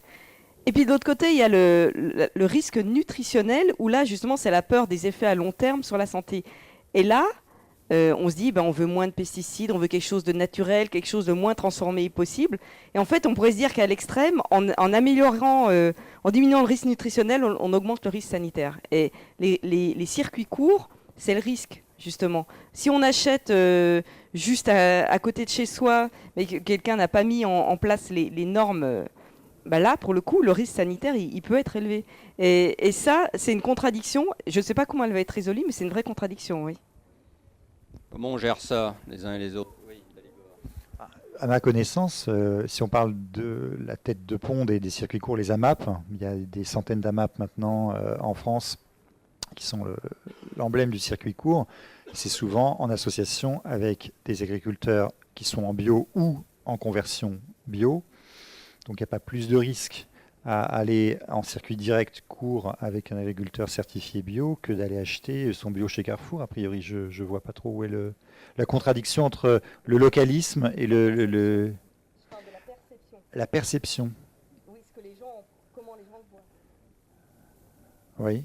Mais en même temps, une AMAP va souvent se fonder et se fédérer autour d'un agriculteur bio ou en voie de l'être. C'est d'ailleurs un des débuts, une des façons dont elle se démarre. Donc je ne vois pas où est, même au niveau de la perception, au contraire, c'est de la confiance, c'est à la fois local et bio. Donc je ne sais pas, je ne vois pas où est la contradiction en fait. Alors, voilà. Le risque sanitaire, il est plutôt sur les produits transformés. Alors les AMAP, c'est des légumes en général, des fruits et des légumes. Vous avez peu, ou de la viande, mais vous avez peu de produits, la première transformation, mais vous avez peu de produits transformés. Là où le risque sanitaire est plus fort, c'est sur ces produits transformés. Et donc pour répondre à la question de Géraud, les mêmes exigences s'imposent à tous. Qu'on soit un petit producteur ou qu'on soit un géant de l'agroalimentaire, on a heureusement, les mêmes prescriptions qui s'imposent, tout simplement parce qu'on ne peut pas avoir une nourriture à deux vitesses. Voilà. Et que les règles, elles valent pour tous ceux qui aujourd'hui produisent l'alimentation. Et c'est tant mieux. Alors après, sur les contrôles, c'est la question des moyens qu'on se donne. Parce que les contrôles, il faudrait sans doute les intensifier. Ça veut dire aussi que, ça c'est le rôle des parlementaires dans la prochaine loi de finances, prochain budget, il faut que l'État ait les moyens de faire ses contrôles. Et donc il faut qu'on arrête l'idée que moins d'État c'est mieux. On a besoin, moi je parle d'État régulateur, pour que l'État assume son rôle, c'est une mission régalienne, le contrôle en État à mon avis, il faut des moyens, il faut des contrôleurs dans les abattoirs, il faut des contrôleurs à la DSV, il faut des contrôleurs à la répression des fraudes. C'est très important, parce que si on veut, c'est la garantie de la confiance, ça. Si on veut retrouver le lien de confiance entre les Français et leur alimentation, entre les consommateurs et leur assiette, il faut que l'État, ou que la puissance publique de façon plus générale, garantisse que les contrôles sont faits. Voilà, sinon ça ne marchera pas. Et pour ça, il faut des contrôleurs. Il faut l'assumer. On sait bien que c'est quand même l'existence de contrôleurs est un problème majeur. Et qu'à chaque fois qu'il y a une crise sanitaire, on s'aperçoit qu'il n'y a pas assez de contrôle. Et il y en a eu de nombreuses crises sanitaires. Donc, certes, tu as raison, la théorie est bien celle-là. En pratique, c'est quand même, je pense, c'est le point faible des systèmes, qui est les insuffisances de contrôle qui fait que les crises sanitaires interviennent. En même temps, c'est quand même très contrôlé. Je veux dire, il faut qu'on rassure aussi ceux qui nous regardent ou ceux qui. On a quand même un système en France, je vous assure, qui est une référence mondiale. Hein. Je vous le dis. Moi, quand j'étais ministre de l'agroalimentaire, j'étais frappé de voir comment, à l'étranger, on était regardé pour l'excellence du modèle de contrôle sanitaire. Nous, comment c'est organisé en France ? On a l'État qui contrôle ceux qui produisent l'alimentation, qui sont eux tenus de se contrôler eux-mêmes. C'est ce qu'on appelle les autocontrôles. Pourquoi ? Parce que qui est responsable ? C'est celui, pénalement, lorsqu'il y a une difficulté, un problème, c'est celui qui a produit l'alimentation. D'accord ? C'est lui qui est responsable. Et donc, les autocontrôles, c'est l'obligation qui est faite à celui qui a produit l'alimentation de vous garantir que votre yaourt, il est de bonne qualité. Il n'y a pas de germes dedans. L'État contrôle ces autocontrôles. Est-ce que c'est correct ? Est-ce que c'est conforme à la réglementation ? Voilà ce que contrôle l'État. Mais il serait illusoire de penser qu'on pourrait demain remplacer ce système par une armée de contrôleurs en France, partout. Là, on aurait une perte en ligne incroyable. Et on aura un moindre contrôle. On aura des résultats beaucoup moins bons du point de vue de la sécurité sanitaire. Ce système qui responsabilise celui qui produit l'alimentation, je vous assure qu'il a permis, en 50 ans, qu'on ait les meilleurs standards de sécurité sanitaire. Regardez aujourd'hui, vous avez quasiment plus d'intoxication alimentaire. Il y a 50 ans, c'était très courant. Aujourd'hui, la question n'est plus sur le contrôle, enfin, Elle l'est toujours, on l'a vu avec l'affaire Lactalis. Je pense que la question de la qualité, elle ne se pose plus sur la qualité sanitaire des produits, elle est plutôt sur la qualité nutritionnelle. La question de l'équilibre alimentaire, la question du gras, du sucré, du salé, la question de la composition des aliments, la question des additifs, la question de l'effet cocktail, la question des perturbateurs endocriniens, la question des nanoparticules. Tout ça, ce sont les vrais sujets. Mais sur le modèle de contrôle, je pense qu'il est quand même largement efficient. Très bien. Écoutez, voilà en tout cas toute une série d'avis, etc., qui j'espère vous ont intéressé. Donc maintenant, la parole vous est donnée pour soit des réflexions, soit des questions, soit des interventions diverses et variées. On va en prendre quelques-unes. Et puis ensuite, nos intervenants répondront à telle ou telle d'entre elles. Ils ne se sentent pas obligés de répondre à tout, chacun à tout. Et ne répondront pas quand c'est simplement un avis. Vous avez tout à fait le droit de donner un avis sans forcément poser de questions. Oui. Bonsoir à tous, Sylvain Cuperlier. Ma question, c'est quel rôle peuvent jouer les associations de consommateurs dans ce débat? Si je pose la question, c'est parce que vous avez certainement lu ce hors-série de 60 qui a été publié il y a environ un mois. C'est en lisant ce hors-série d'ailleurs que j'ai découvert l'application Yuka, qui à mon avis n'est pas confidentielle parce que plusieurs justement à consulter cette application, notamment pour trouver plus d'informations sur le scandale des sucres cachés. Et puis, comme Marie-Ève, j'ai passé 20 ans dans l'industrie agroalimentaire et je peux vous dire que pour plusieurs sociétés, lorsqu'un rapport de 60 millions de consommateurs dit qu'un produit peut éventuellement être nocif pour votre santé si vous le consommez trop régulièrement, c'est quelque chose qu'on a mesuré et sur les ventes, c'est moins 20%. Donc c'est-à-dire que l'industrie agroalimentaire prend très sérieusement ce type de rapport qui, alors les rapports de 60 millions de consommateurs, c'est pareil, c'est aussi fait pour tirer la sonnette d'alarme parce que si vous lisez le hors-série, à la fin vous vous dites qu'est-ce que je vais manger? Mais je pense que l'attention qui est portée par l'industrie agroalimentaire sur ce type de rapport est plus qu'intéressante. Donc je vous pose la question, comment peut-on éventuellement intégrer ce type de partie prenante plus dans le débat? Alors j'ai devant Bruno, et puis j'ai derrière les mains qui... Devant. Bruno, et puis les mains qui se levaient derrière. Oui, Bruno Rebel, je dirige un cabinet de conseil. Il se trouve que je travaille pas mal dans le secteur agroalimentaire, mais aussi avec les territoires. Deux remarques. Je pense que sur un des leviers du comment faire évoluer, je pense qu'effectivement, ce serait intéressant qu'on se dote d'une vraie politique. Et je rejoins un peu ce que disait Dalibor tout à l'heure. Moi ça me plairait plutôt qu'on annonce une France bio à l'horizon 2050, un peu comme on a eu un débat sur la transition énergétique qui fixe des objectifs qui sont très ambitieux et qui, j'étais bien placé pour le savoir parce que j'étais au comité de pilotage de ce débat, qui faisait hurler certains en disant on n'y arrivera jamais.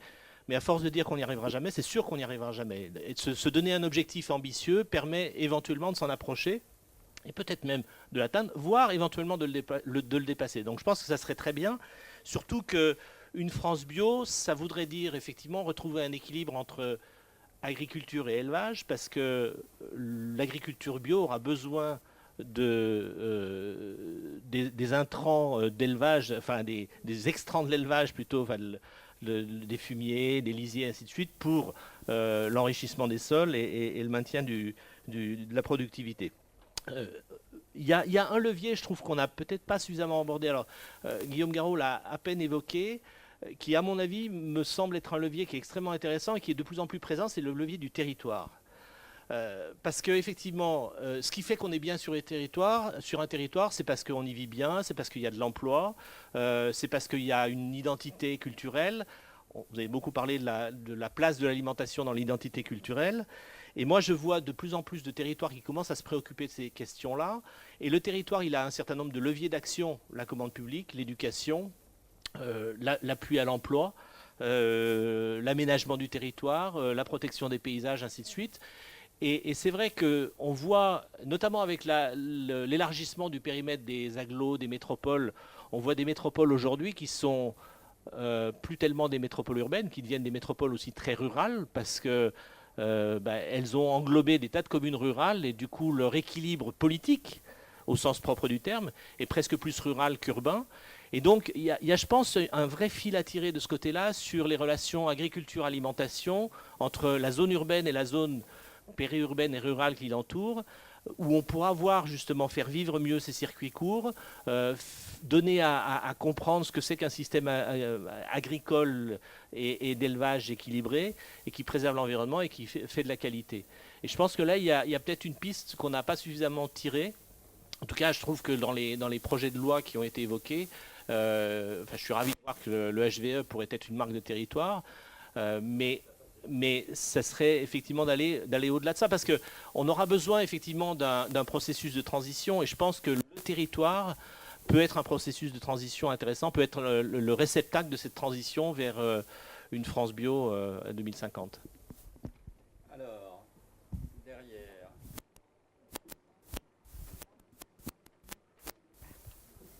Tout le monde parlera, vous en faites pas. Oui, donc Hélène Borin-Gressier, je fais partie de Terre de Liens, qui est un mouvement qui achète des terres pour les donner en location à des agriculteurs en agriculture biologique.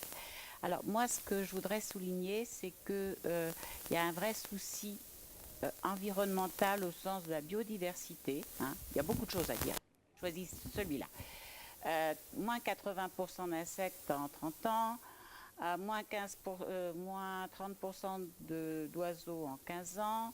On est en train de tuer nos campagnes quand même. On est en train de tuer nos campagnes. Et il ne faut pas oublier non plus la pollution des eaux, même y compris des nappes phréatiques, sans parler des rivières qui a été démontrée par l'enquête de Que choisir de l'automne dernier. Donc moi je pense qu'il faut déjà tout bonnement reprendre un principe qu'on a affiché, qui n'est pas forcément toujours appliqué, mais qu'il faut vraiment appliquer, le principe du pollueur-payeur. Et à l'inverse, ou à l'inverse, si on veut être plus positif, de rémunérer les services environnementaux. Et donc du coup, si on rémunère ces services environnementaux, l'équilibre économique de l'agriculture biologique est bien meilleur. Par ailleurs, donc un équilibre économique qui doit aussi prendre en compte la rémunération des services environnementaux. On ne va pas faire passer encore les agriculteurs conventionnels qui en ont au moins pour certains d'entre eux qui sont très lotis, encore que je ne résiste pas à quand même dire que, à mon avis, les céréaliers du bassin parisien, avec quelques centaines d'hectares, ils vont très bien, 35 heures, et ils voyagent très bien. Donc il faut, bien sûr, comme dans toute catégorie professionnelle, les plus favorisés se cachent derrière les plus défavorisés pour pleurer, pour jouer des... Voilà, donc il ne faut quand même pas prendre toute la profession. Voilà. Et c'est les plus actifs d'ailleurs dans les syndicats professionnels qui défendent justement ce qui leur rapporte, à savoir l'agriculture conventionnelle, blé. Voilà. Donc pareil, donc je reviens sur ce sujet. Je voulais dire aussi sur les sujets de fond. Le sujet de fond, c'est aussi de prendre en compte que donc l'agriculture bio requiert beaucoup plus de main-d'œuvre par unité de surface agricole utile. Je crois que c'est de l'ordre de 1,59 ou en plus.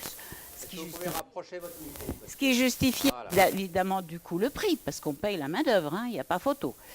Mais en contrepartie, on peut avoir, surtout avec l'idée d'avoir une France bio en 2050, on peut avoir une revitalisation de nos zones rurales. Or, on sait très bien que nos zones rurales, elles sont en bonne partie délaissées. Elles sont en train de mourir la bouche ouverte. Tous les services s'en vont, les petites villes périclitent, etc. Donc, je pense que l'agriculture biologique est un levier extraordinaire, peut être un levier très important de revitalisation des zones rurales et donc de rééquilibrage sur le fond de la société dans notre pays.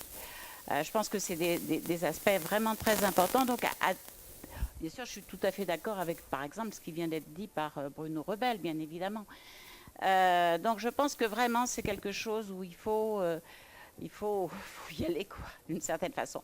Alors, je voudrais finir par une petite méchanceté pour ce qui a été voté dans la loi agriculture-alimentation. Il y a plusieurs choses qui m'ont fait beaucoup de peine, notamment la reprise des épandages. J'ai compris que ça allait être repris, et ça, c'est la non-prise en compte du fait que il ne faut pas faire d'épandage près des lieux de vie. Ça n'a pas été, c'est pas passé. On sait, par exemple, les vignobles du Bordelais, c'est une catastrophe d'avoir des écoles qui sont juste à quelques mètres des épandages de pesticides sur les vignes. Là, j'ai été très triste. Et je terminerai aussi par un autre sujet de tristesse. Le fait qu'on n'a pas, je ne parle pas du glyphosate, on en a parlé beaucoup, mais un autre sujet de tristesse, c'est le fait qu'on n'a pas lutté vraiment contre les races, enfin, au moins des aspects de ce qui fait que les enfants sont obèses ou deviennent de plus en plus en surpoids et obèses, à savoir la publicité. Et la publicité pour les produits trop gras, trop salés. Je pense il va falloir réguler ça. Il faut faire de la régulation. Il ne faut pas attendre que les industriels s'autorégulent. Et puis de toute façon, pour l'audiovisuel qui évidemment voit un souci du côté de ses rentrées, parce que c'est ça le sujet, y compris l'audiovisuel public, hein, il faut se rassurer. De toute façon, il faudra bien qu'ils fassent de la publicité. Ils feront de la publicité pour autre chose. Merci. On continue en demandant à chacun de ne pas être trop long si ça ne vous ennuie pas, pour que chacun puisse s'exprimer. Alors bonsoir, je m'appelle donc Nicolas Frey, je suis Open Food France, qui est une plateforme de circuit court, et j'accompagne également des collectivités et des producteurs vers de l'agroécologie. Et donc justement, moi j'ai une question plutôt dans ce sens-là, justement, et pour débattre un peu autour du label bio, donc si vous pouvez y répondre après. Donc le label bio est le seul label finalement qui a été institutionnalisé par l'État, mais ça cause d'autres problèmes par rapport à d'autres labels, disons, qui vont plus loin, comme par exemple Déméter ou Nature et Progrès, mais résultats qui sont de fait inconnus par le label bio qui occupe toute la place. Donc moi, ma question est plus du point de vue agronomique. Le bio, bien sûr, bon, c'est pas forcément totalement l'idéal. Et justement, c'est par rapport à l'actualité, on a de très très fortes précipitations en ce moment. Et l'agriculture bio, contrairement à certains modèles, si on parle d'agroécologie assez avancée avec les semis sous couvert, etc., mais je ne rentrerai pas dans le détail, résultat, ne résout pas ces problèmes d'absorption des précipitations, parce que il y a un travail de la terre qui est même parfois beaucoup plus important sur une agriculture bio qu'une agriculture conventionnelle. Donc les seuils de labour et la perméabilité du sol ne s'améliorent pas. Et donc il y a une augmentation même de l'érosion des sols, résultat sur nos territoires, qui continue depuis des années, ce qui est très inquiétant pour notre agriculture dans le futur en termes de qualité et en termes d'agriculture tout court, vu que si sans sol, ça va être difficile de cultiver. Et donc finalement, on retourne à la question du label, où vous parliez tout à l'heure d'une France en agriculture biologique, et que finalement, ce label, je trouve, par la reconnaissance de cet unique label, c'est le seul label qui est reconnu dans le domaine de l'agriculture, finalement, ne pousse pas à préserver finalement les sols. Alors bien sûr, il y a la comptabilité durable qui a été soulevée avant, c'est-à-dire rendre les services écosystémiques par les agriculteurs. Mais en gros, ma question, c'est à ce moment-là, comment faire face à l'érosion des sols? On a des fortes précipitations, ça risque d'être de plus en plus courant dans les années à venir, d'après les prévisions du GIEC et de Météo France. Donc comment faire pour lutter contre finalement notre capital de sol français qui s'en va et qui ne reviendra pas avant des millions d'années? Merci. Alors, devant, il y avait une question. Bonsoir, je vais essayer d'être brève, mais je voudrais déjà vous remercier d'avoir organisé cet événement autour d'un sujet passionnant qui suscite un débat souvent passionné parce que très culturel. Et je voudrais aborder un sujet qui est un peu en filigrane et qui est un petit peu tabou, qui est celui de la consommation excessive de viande, qui a des impacts, vous l'avez un petit peu adressé monsieur, mais qui a des impacts sur la santé et l'environnement. et surtout la souffrance animale. Alors, je voudrais adresser ma question à monsieur le député. En ce qui concerne notamment la loi agriculture et alimentation. Alors, je ne sais pas si vous avez été présent lors des débats. Je sais que beaucoup de députés ne l'ont pas été. Ah, très bien. Donc, vous pourrez me répondre. Du coup, je suis ravie. Je suis ravie. Et alors, ma question, qui est probablement un peu naïve, c'est de savoir comment expliquer ce décalage entre le souhait des Français à 80%, qui est le résultat d'une étude justement sur l'amélioration des conditions d'élevage intensif, prendre en compte cette souffrance animale, et le rejet massif par tous les députés présents, il n'y en avait pas beaucoup mais vous en faisiez partie, des amendements visant justement à améliorer ces conditions, à installer un système de vidéosurveillance, etc. Donc voilà, ma question, c'est de comprendre pourquoi un tel décalage qui n'est pas du tout représentatif du souhait des Français et qui se traduit par un rejet d'amendements qui sont un petit pas en avant, qui ne sont pas énormes. Enfin, le but n'était pas d'interdire la production de viande, mais d'améliorer la souffrance animale.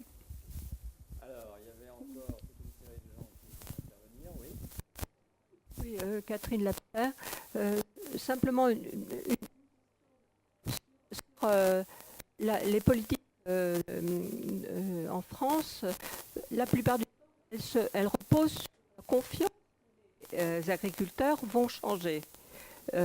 Or, le problème, c'est qu'on a eu des évolutions en sens inverse, notamment par exemple sur la consommation de pesticides, qui devait diminuer selon le Grenelle de l'environnement et qui a au contraire augmenté. Alors, c'est quand même un réel problème pour les consommateurs de faire confiance aux agriculteurs sur l'amélioration de leurs pratiques. C'est quand même vraiment un problème. Merci. Qu'est-ce qui voulait intervenir?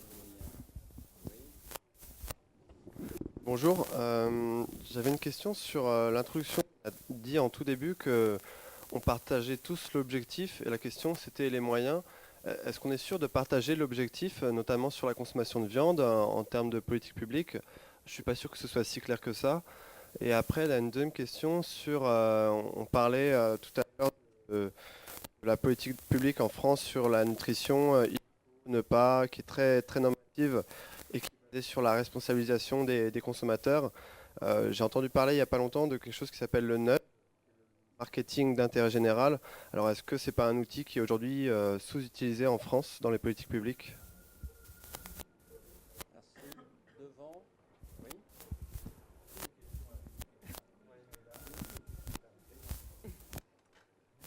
Oui, merci. Oui, Cécile Clavérol.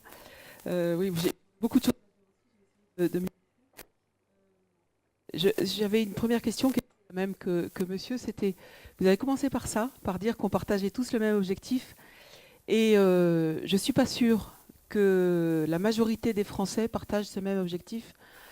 Avoir pour aller chercher juste sans doute le papier toilette dans les supermarchés.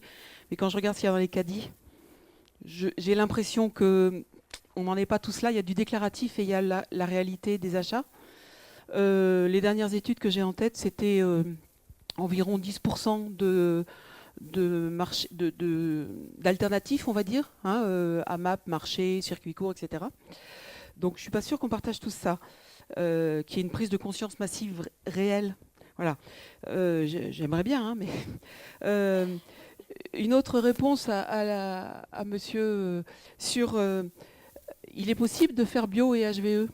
Il est possible d'ajouter, d'accoler la certification haute valeur environnementale niveau 3, haute valeur environnementale, c'est la seule qui a ce nom-là, au bio, et à ce moment-là, on associe la biodiversité et plein d'autres choses.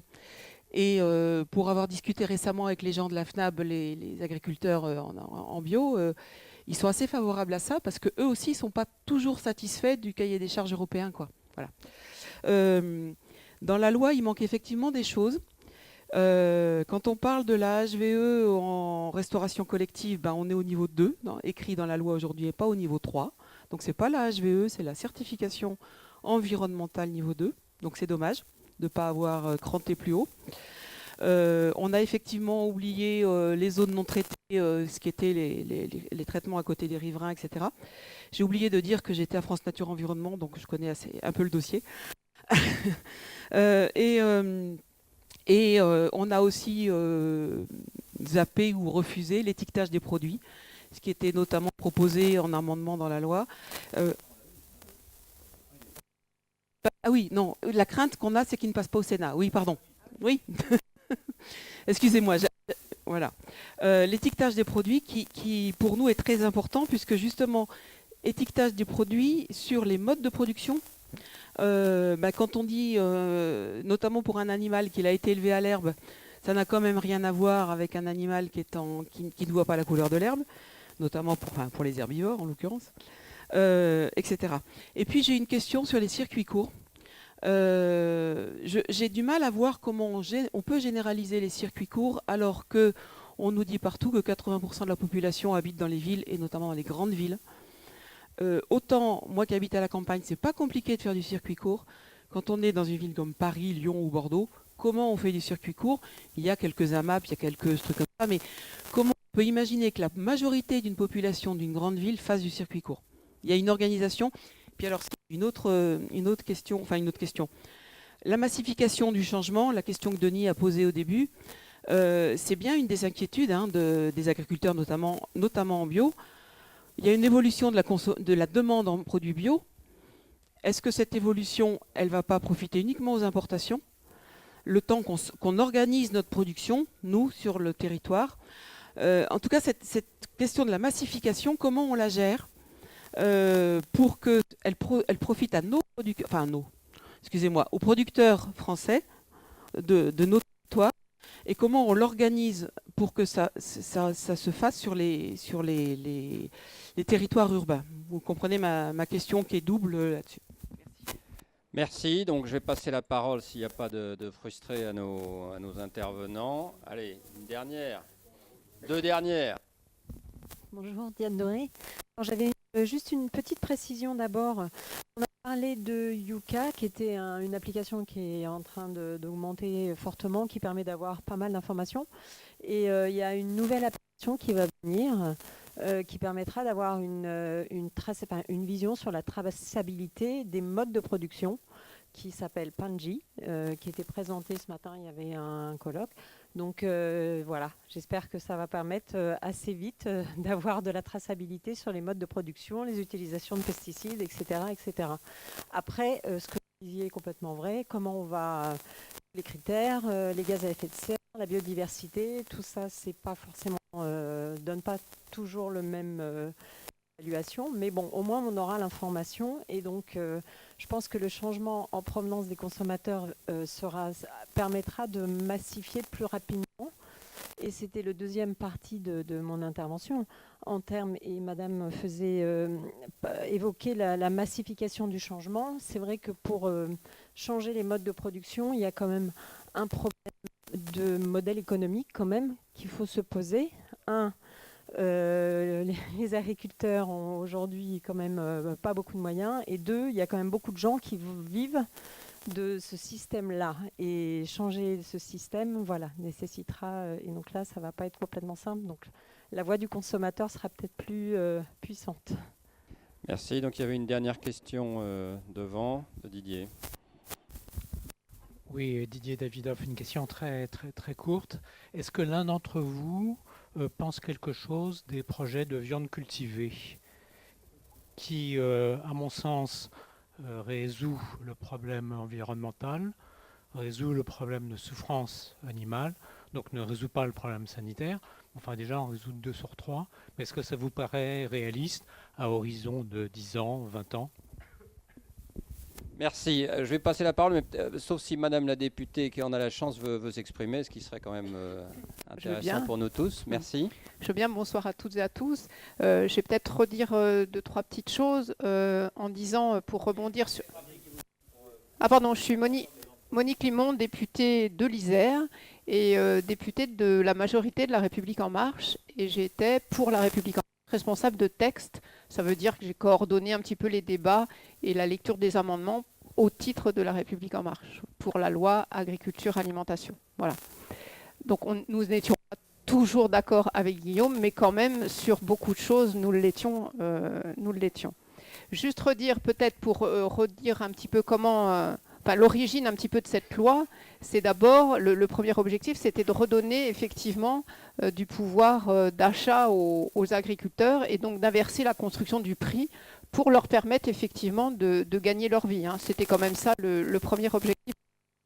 Et le deuxième titre était de redonner ou de donner ou d'aller vers une alimentation saine, sûre, durable et accessible à tous pour effectivement qu'il n'y ait pas une alimentation à deux vitesses, ceux qui pourraient s'acheter du bio, on va le dire comme ça, et puis ceux qui ne pourraient pas. Voilà ce que je voulais dire d'abord, et puis peut-être le fil conducteur, effectivement, qu'on pourrait avoir tout au long de ce texte, c'est de dire qu'effectivement, on fait d'abord confiance aux professionnels, qu'on mise sur leur responsabilité, sur leur engagement et sur leur envie de faire. Et effectivement, leur a demandé, le président de la République leur a demandé d'élaborer des plans de filière. Ils l'ont fait. À nous, effectivement, parlementaires, de contrôler et de voir ce qui sera fait et ce qui sera mis en œuvre ou pas. Et il sera toujours temps, on l'a dit, je le redis devant vous, de changer notre fusil d'épaule si vraiment ça ne se mettait pas en œuvre. On n'est pas dans un monde de bisounours, mais il n'empêche qu'on fait d'abord confiance aux professionnels. Ils se sont engagés. On va les accompagner, on va les contrôler. Dans la loi, il y a aussi l'augmentation de sanctions. Ça c'est fait, c'est comme ça. Mais d'abord, on mise sur le savoir-faire des professionnels et on les accompagnera dans le sens-là. C'est un petit peu la même chose du côté du bien-être animal, où effectivement, je pense que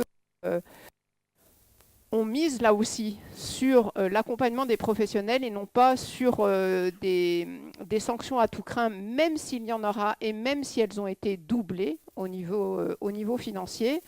Charge à nous, encore une fois, de contrôler. Je vais vous le dire tout simplement, on a voté une expérimentation de vidéosurveillance des abattoirs. Ce vote a même été, au niveau de La République En Marche, laissé libre à chacun des députés de La République En Marche. On n'a pas imposé un vote de groupe. Pour ma part, et je me suis exprimée comme ça, j'étais absolument contre la vidéosurveillance, que ça soit dans les abattoirs ou ailleurs, en disant que pour moi, ce n'était pas ça le sujet. Pour moi, le sujet, c'était la formation, pour moi, c'était l'accompagnement, pour moi, c'était le management de ces professionnels et, bien évidemment, le contrôle. Et aujourd'hui, sans cette loi-là, aujourd'hui, il existe des vidéosurveillances dans des abattoirs. Je demandais, moi, simplement, qu'on aille voir, qu'on en fasse le contrôle et qu'on évalue si effectivement ça avait changé quelque chose dans la souffrance des animaux, dans le comportement des abatteurs. Pour l'instant, je n'ai pas la réponse. Mais bon, voilà, donc le vote a été fait, dont acte. Il y aura une expérimentation sur la base du volontariat pour des abattoirs qui souhaiteraient mettre en place une vidéosurveillance pour voir si effectivement ça change quelque chose. Je crois que je n'ai pas rencontré, moi j'en ai rencontré beaucoup, je n'ai pas rencontré un seul agriculteur ou éleveur qui souhaitait du mal à ces animaux. Sauf que ces animaux, effectivement, ils vont à la mort. C'est vrai, c'est vrai. Donc comment on fait pour qu'effectivement ça se passe le mieux possible? Mais j'en ai pas rencontré qui ne souhaitaient pas que ça se passe le mieux possible. Donc voilà, on va accompagner ça, juste par rapport au bien-être animal. Et puis par rapport à la valeur du produit, ce que j'ai dit tout à l'heure, effectivement, il faut qu'on retrouve une valeur à ce produit. C'est vrai que toutes les remises, rabais, ristournes, etc., qui se font à tort et à travers, font que tous, nous ne savons plus la valeur du produit. Donc il faut qu'on la retrouve, et il faut qu'on... Je rejoins Guillaume pour dire que ça passe par l'éducation, par l'apprentissage du goût, mais aussi par l'apprentissage de la valeur des choses, pour qu'effectivement, chacun d'entre nous, quel que soit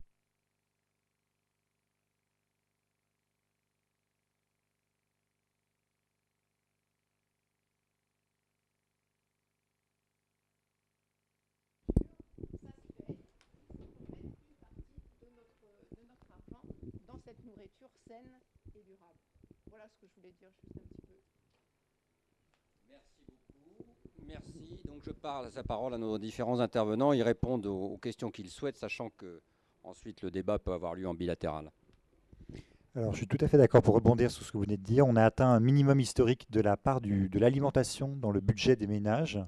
On préfère tout à l'alimentation, la télécommunication, les voyages. Pas seulement le téléphone portable, c'est le coupable idéal, mais il y a plein d'autres choses qui fait qu'on écrase, on cherche vraiment chaque fois à tricher avec des besoins fondamentaux qui sont de besoin de se nourrir, de vivre longtemps, etc. Ça, je suis tout à fait d'accord, mais ça fait partie effectivement d'une éducation à la valeur de la nourriture. Alors pour aller très très vite, et sur le bio, la généralisation du bio, on fait comme si on avait le choix. Bio, pas bio, bon, méchant, etc. Mais vous êtes des représentants de la République française, des parlementaires. Vos prédécesseurs ont voté une loi en 2005, qui est la loi sur la transition énergétique, facteur 4. Il faut qu'on diminue nos émissions à effet de serre par 4 par rapport à un seuil fixé dans les années 90. L'objectif qui a été donné par la stratégie bas carbone, c'est la contribution du secteur agricole à cette stratégie de division par 4. Cette obligation, c'est divisé par 2. 2 les émissions de gaz à effet de serre. Expliquez-moi comment, d'ici 2050, on divise par 2 les émissions de gaz à effet de serre de l'agriculture, qui sont surtout dues aux engrais généreusement utilisés par l'agriculture, et là où la confiance aux professionnels ne marche absolument pas, c'est le moins qu'on puisse dire, depuis fort longtemps, si on ne se donne pas des objectifs fédérateurs absolument ambitieux pour atteindre ce seuil. Ça, c'est pas possible. Or, il y a des lois au-dessus de nous. C'est plus de la discussion. Si on veut prendre les choses sérieusement, ce que vos prédécesseurs ont voté, si on veut diviser par 2 au minimum les émissions de gaz à effet de serre de l'agriculture, il faut pas discutailler, tourner autour du pot. Il faut faire quelque chose et vite et ambitieux. Or, le bio, c'est le seul critère aujourd'hui de qualité qui est déjà approprié par les gens, et on ne va pas faire du bio à 2 vitesses non plus. Le bio, c'est une promesse sociale aujourd'hui, c'est une promesse environnementale, c'est une promesse de qualité, de goût. On ne va pas faire un bio au rabais. La deuxième chose, c'est sur le Terra Nova. On parlait des objectifs. Le rapport Terra Nova, dans cette perspective de gaz à effet de serre, prône une division par 2 de la consommation de viande en France d'ici 2050. Toute viande confondue, blanche, rouge, etc., charcuterie, c'est équivalent carcasse, enfin c'est vraiment la viande brute. Pour cela, on propose d'inverser la proportion de protéines. Actuellement, on est à 60% de protéines animales, 40% de protéines végétales, de renverser ce rapport, arriver en 2050 à 60%, à 40% d'origine animale. Alors on donne des moyens, etc.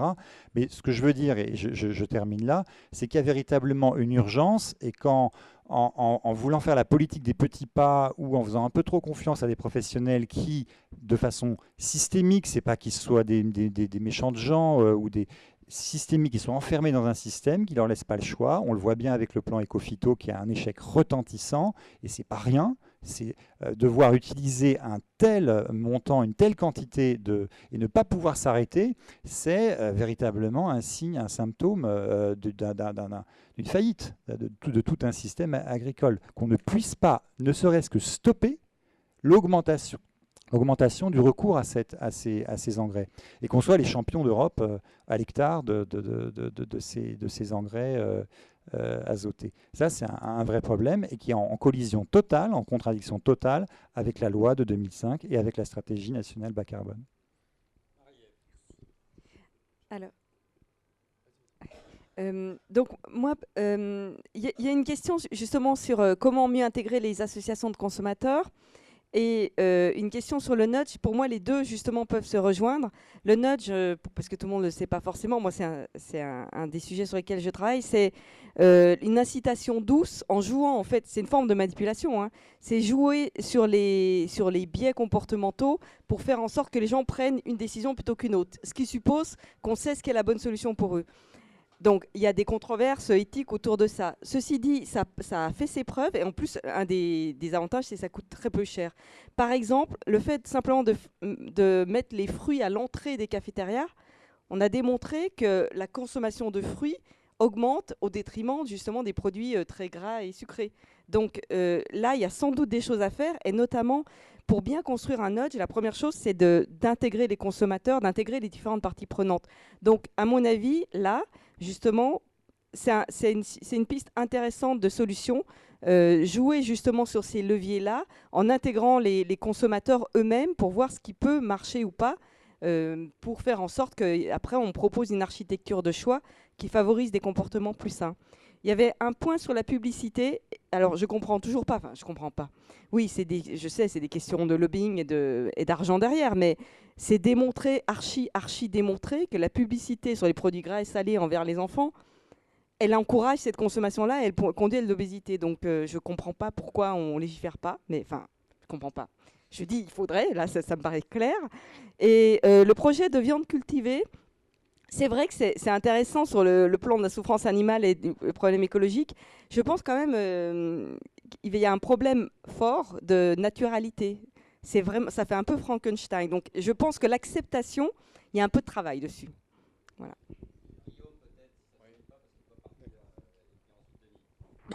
Oui, je vais devoir vous quitter et merci de cette bonne soirée, de ces bons échanges surtout. 2 ou 3 mots. D'abord pour vous dire que comme parlementaire, moi j'ai voté contre cette loi agriculture et alimentation parce que j'ai été déçu. Déçu par rapport à ce qu'était l'ambition des États généraux de l'alimentation qui s'était tenue à l'automne dernier et qui avait été un moment formidable, je le dis vraiment, de création, de propositions, d'élaboration commune, de propositions et d'actions très fortes pour engager la transition agricole, alimentaire de notre pays. Et franchement, on avait une matière extraordinaire qu'on n'a pas su exploiter dans cette loi qui est venue ensuite. Mon regret, il est là. J'ai porté des amendements, en effet. C'est moi qui suis l'auteur, on était plusieurs, un des auteurs de l'amendement sur l'encadrement très strict de la publicité pour les enfants et les adolescents, malheureusement rejeté, Monique. J'ai aussi été porteur d'un amendement volontariste sur l'éducation à l'alimentation, à l'école. Hélas rejeté, Monique.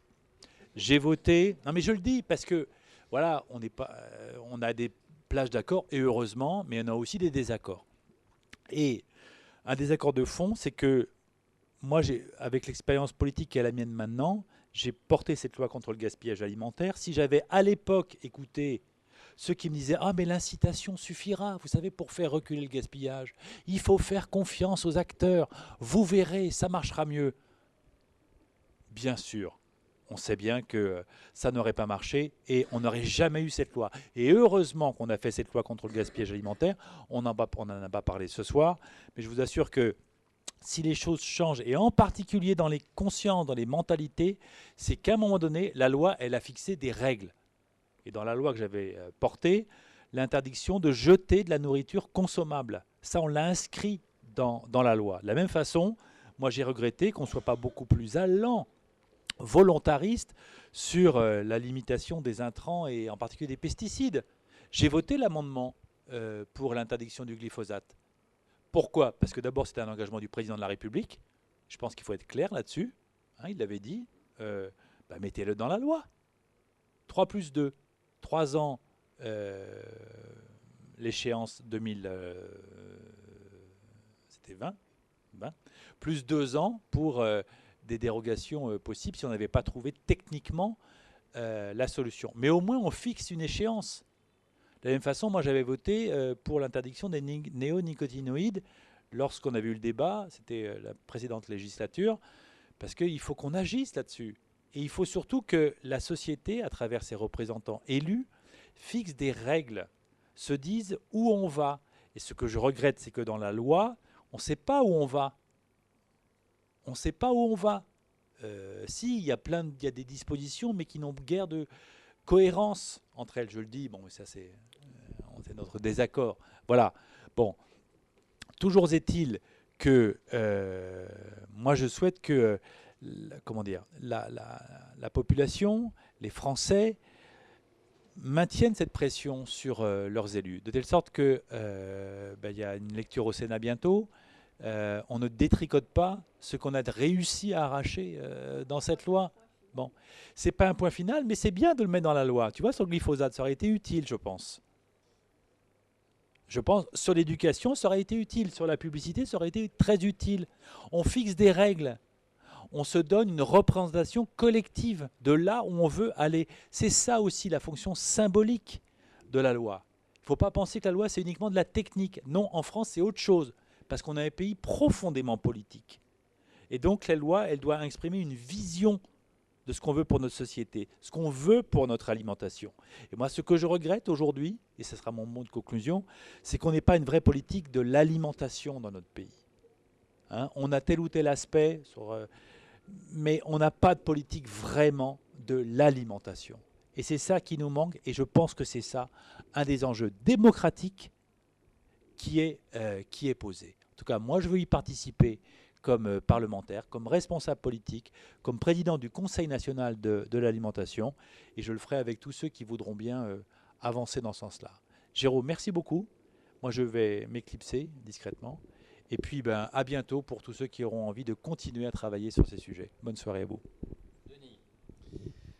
Merci. Alors, deux réponses rapides, hein, simplement. Alors, sur faire confiance aux professionnels, moi, une analyse d'universitaire, hein, je n'ai pas du tout la légitimité pour faire une analyse politique, mais comme ça a été dit, faire confiance aux professionnels, c'est arrivé déjà dans le passé, notamment avec le plan Éco-Phyto, et ça n'a pas marché.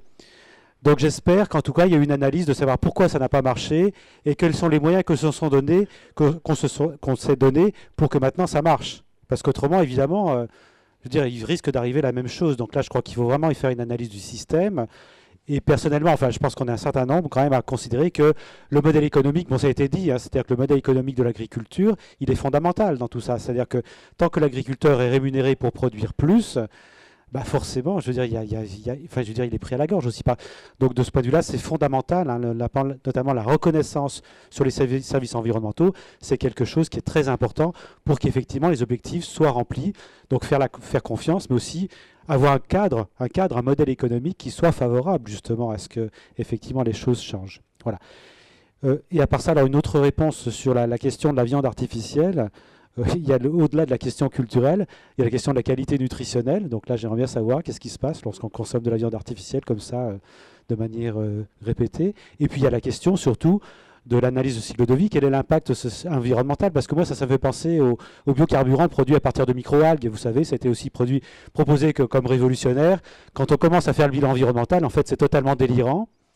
Et donc, je me demande ce qui se passe aussi pour la viande artificielle. Les grandes quantités, qu'est-ce que ça donne en termes de bilan de nitrates, etc. Voilà. Merci. Écoutez, je crois qu'il nous reste à remercier nos intervenants, à les applaudir. Merci beaucoup. Je crois que vraiment c'était très passionnant. Deux petites choses en conclusion sur la fabrique écologique. Je vous rappelle que parmi les controverses, une seule de nos activités, nous avons de nombreuses activités, de travaux, de publications, de réflexions. Et je vous rappelle que la fabrique écologique est une structure ouverte à vous tous. Donc vous pouvez très bien, si vous le souhaitez, y compris en nous faisant un petit mail, participer à notre réseau d'experts. On a aujourd'hui presque 800 experts qu'on mobilise sur certains sujets. Donc vous pouvez très bien, il n'y a pas de souci, vous faites un petit mail à la fabrique écologique. Deuxièmement, si vous voulez nous donner un petit coup de main financier, c'est aussi possible. Nos activités coûtent évidemment les unes et les autres. Pour devenir ami de la fabrique écologique, on vous demande 20 €, donc ce n'est pas grand-chose. Vous pouvez donner évidemment plus. Tout est sur le site. Et merci beaucoup de votre présence. Merci.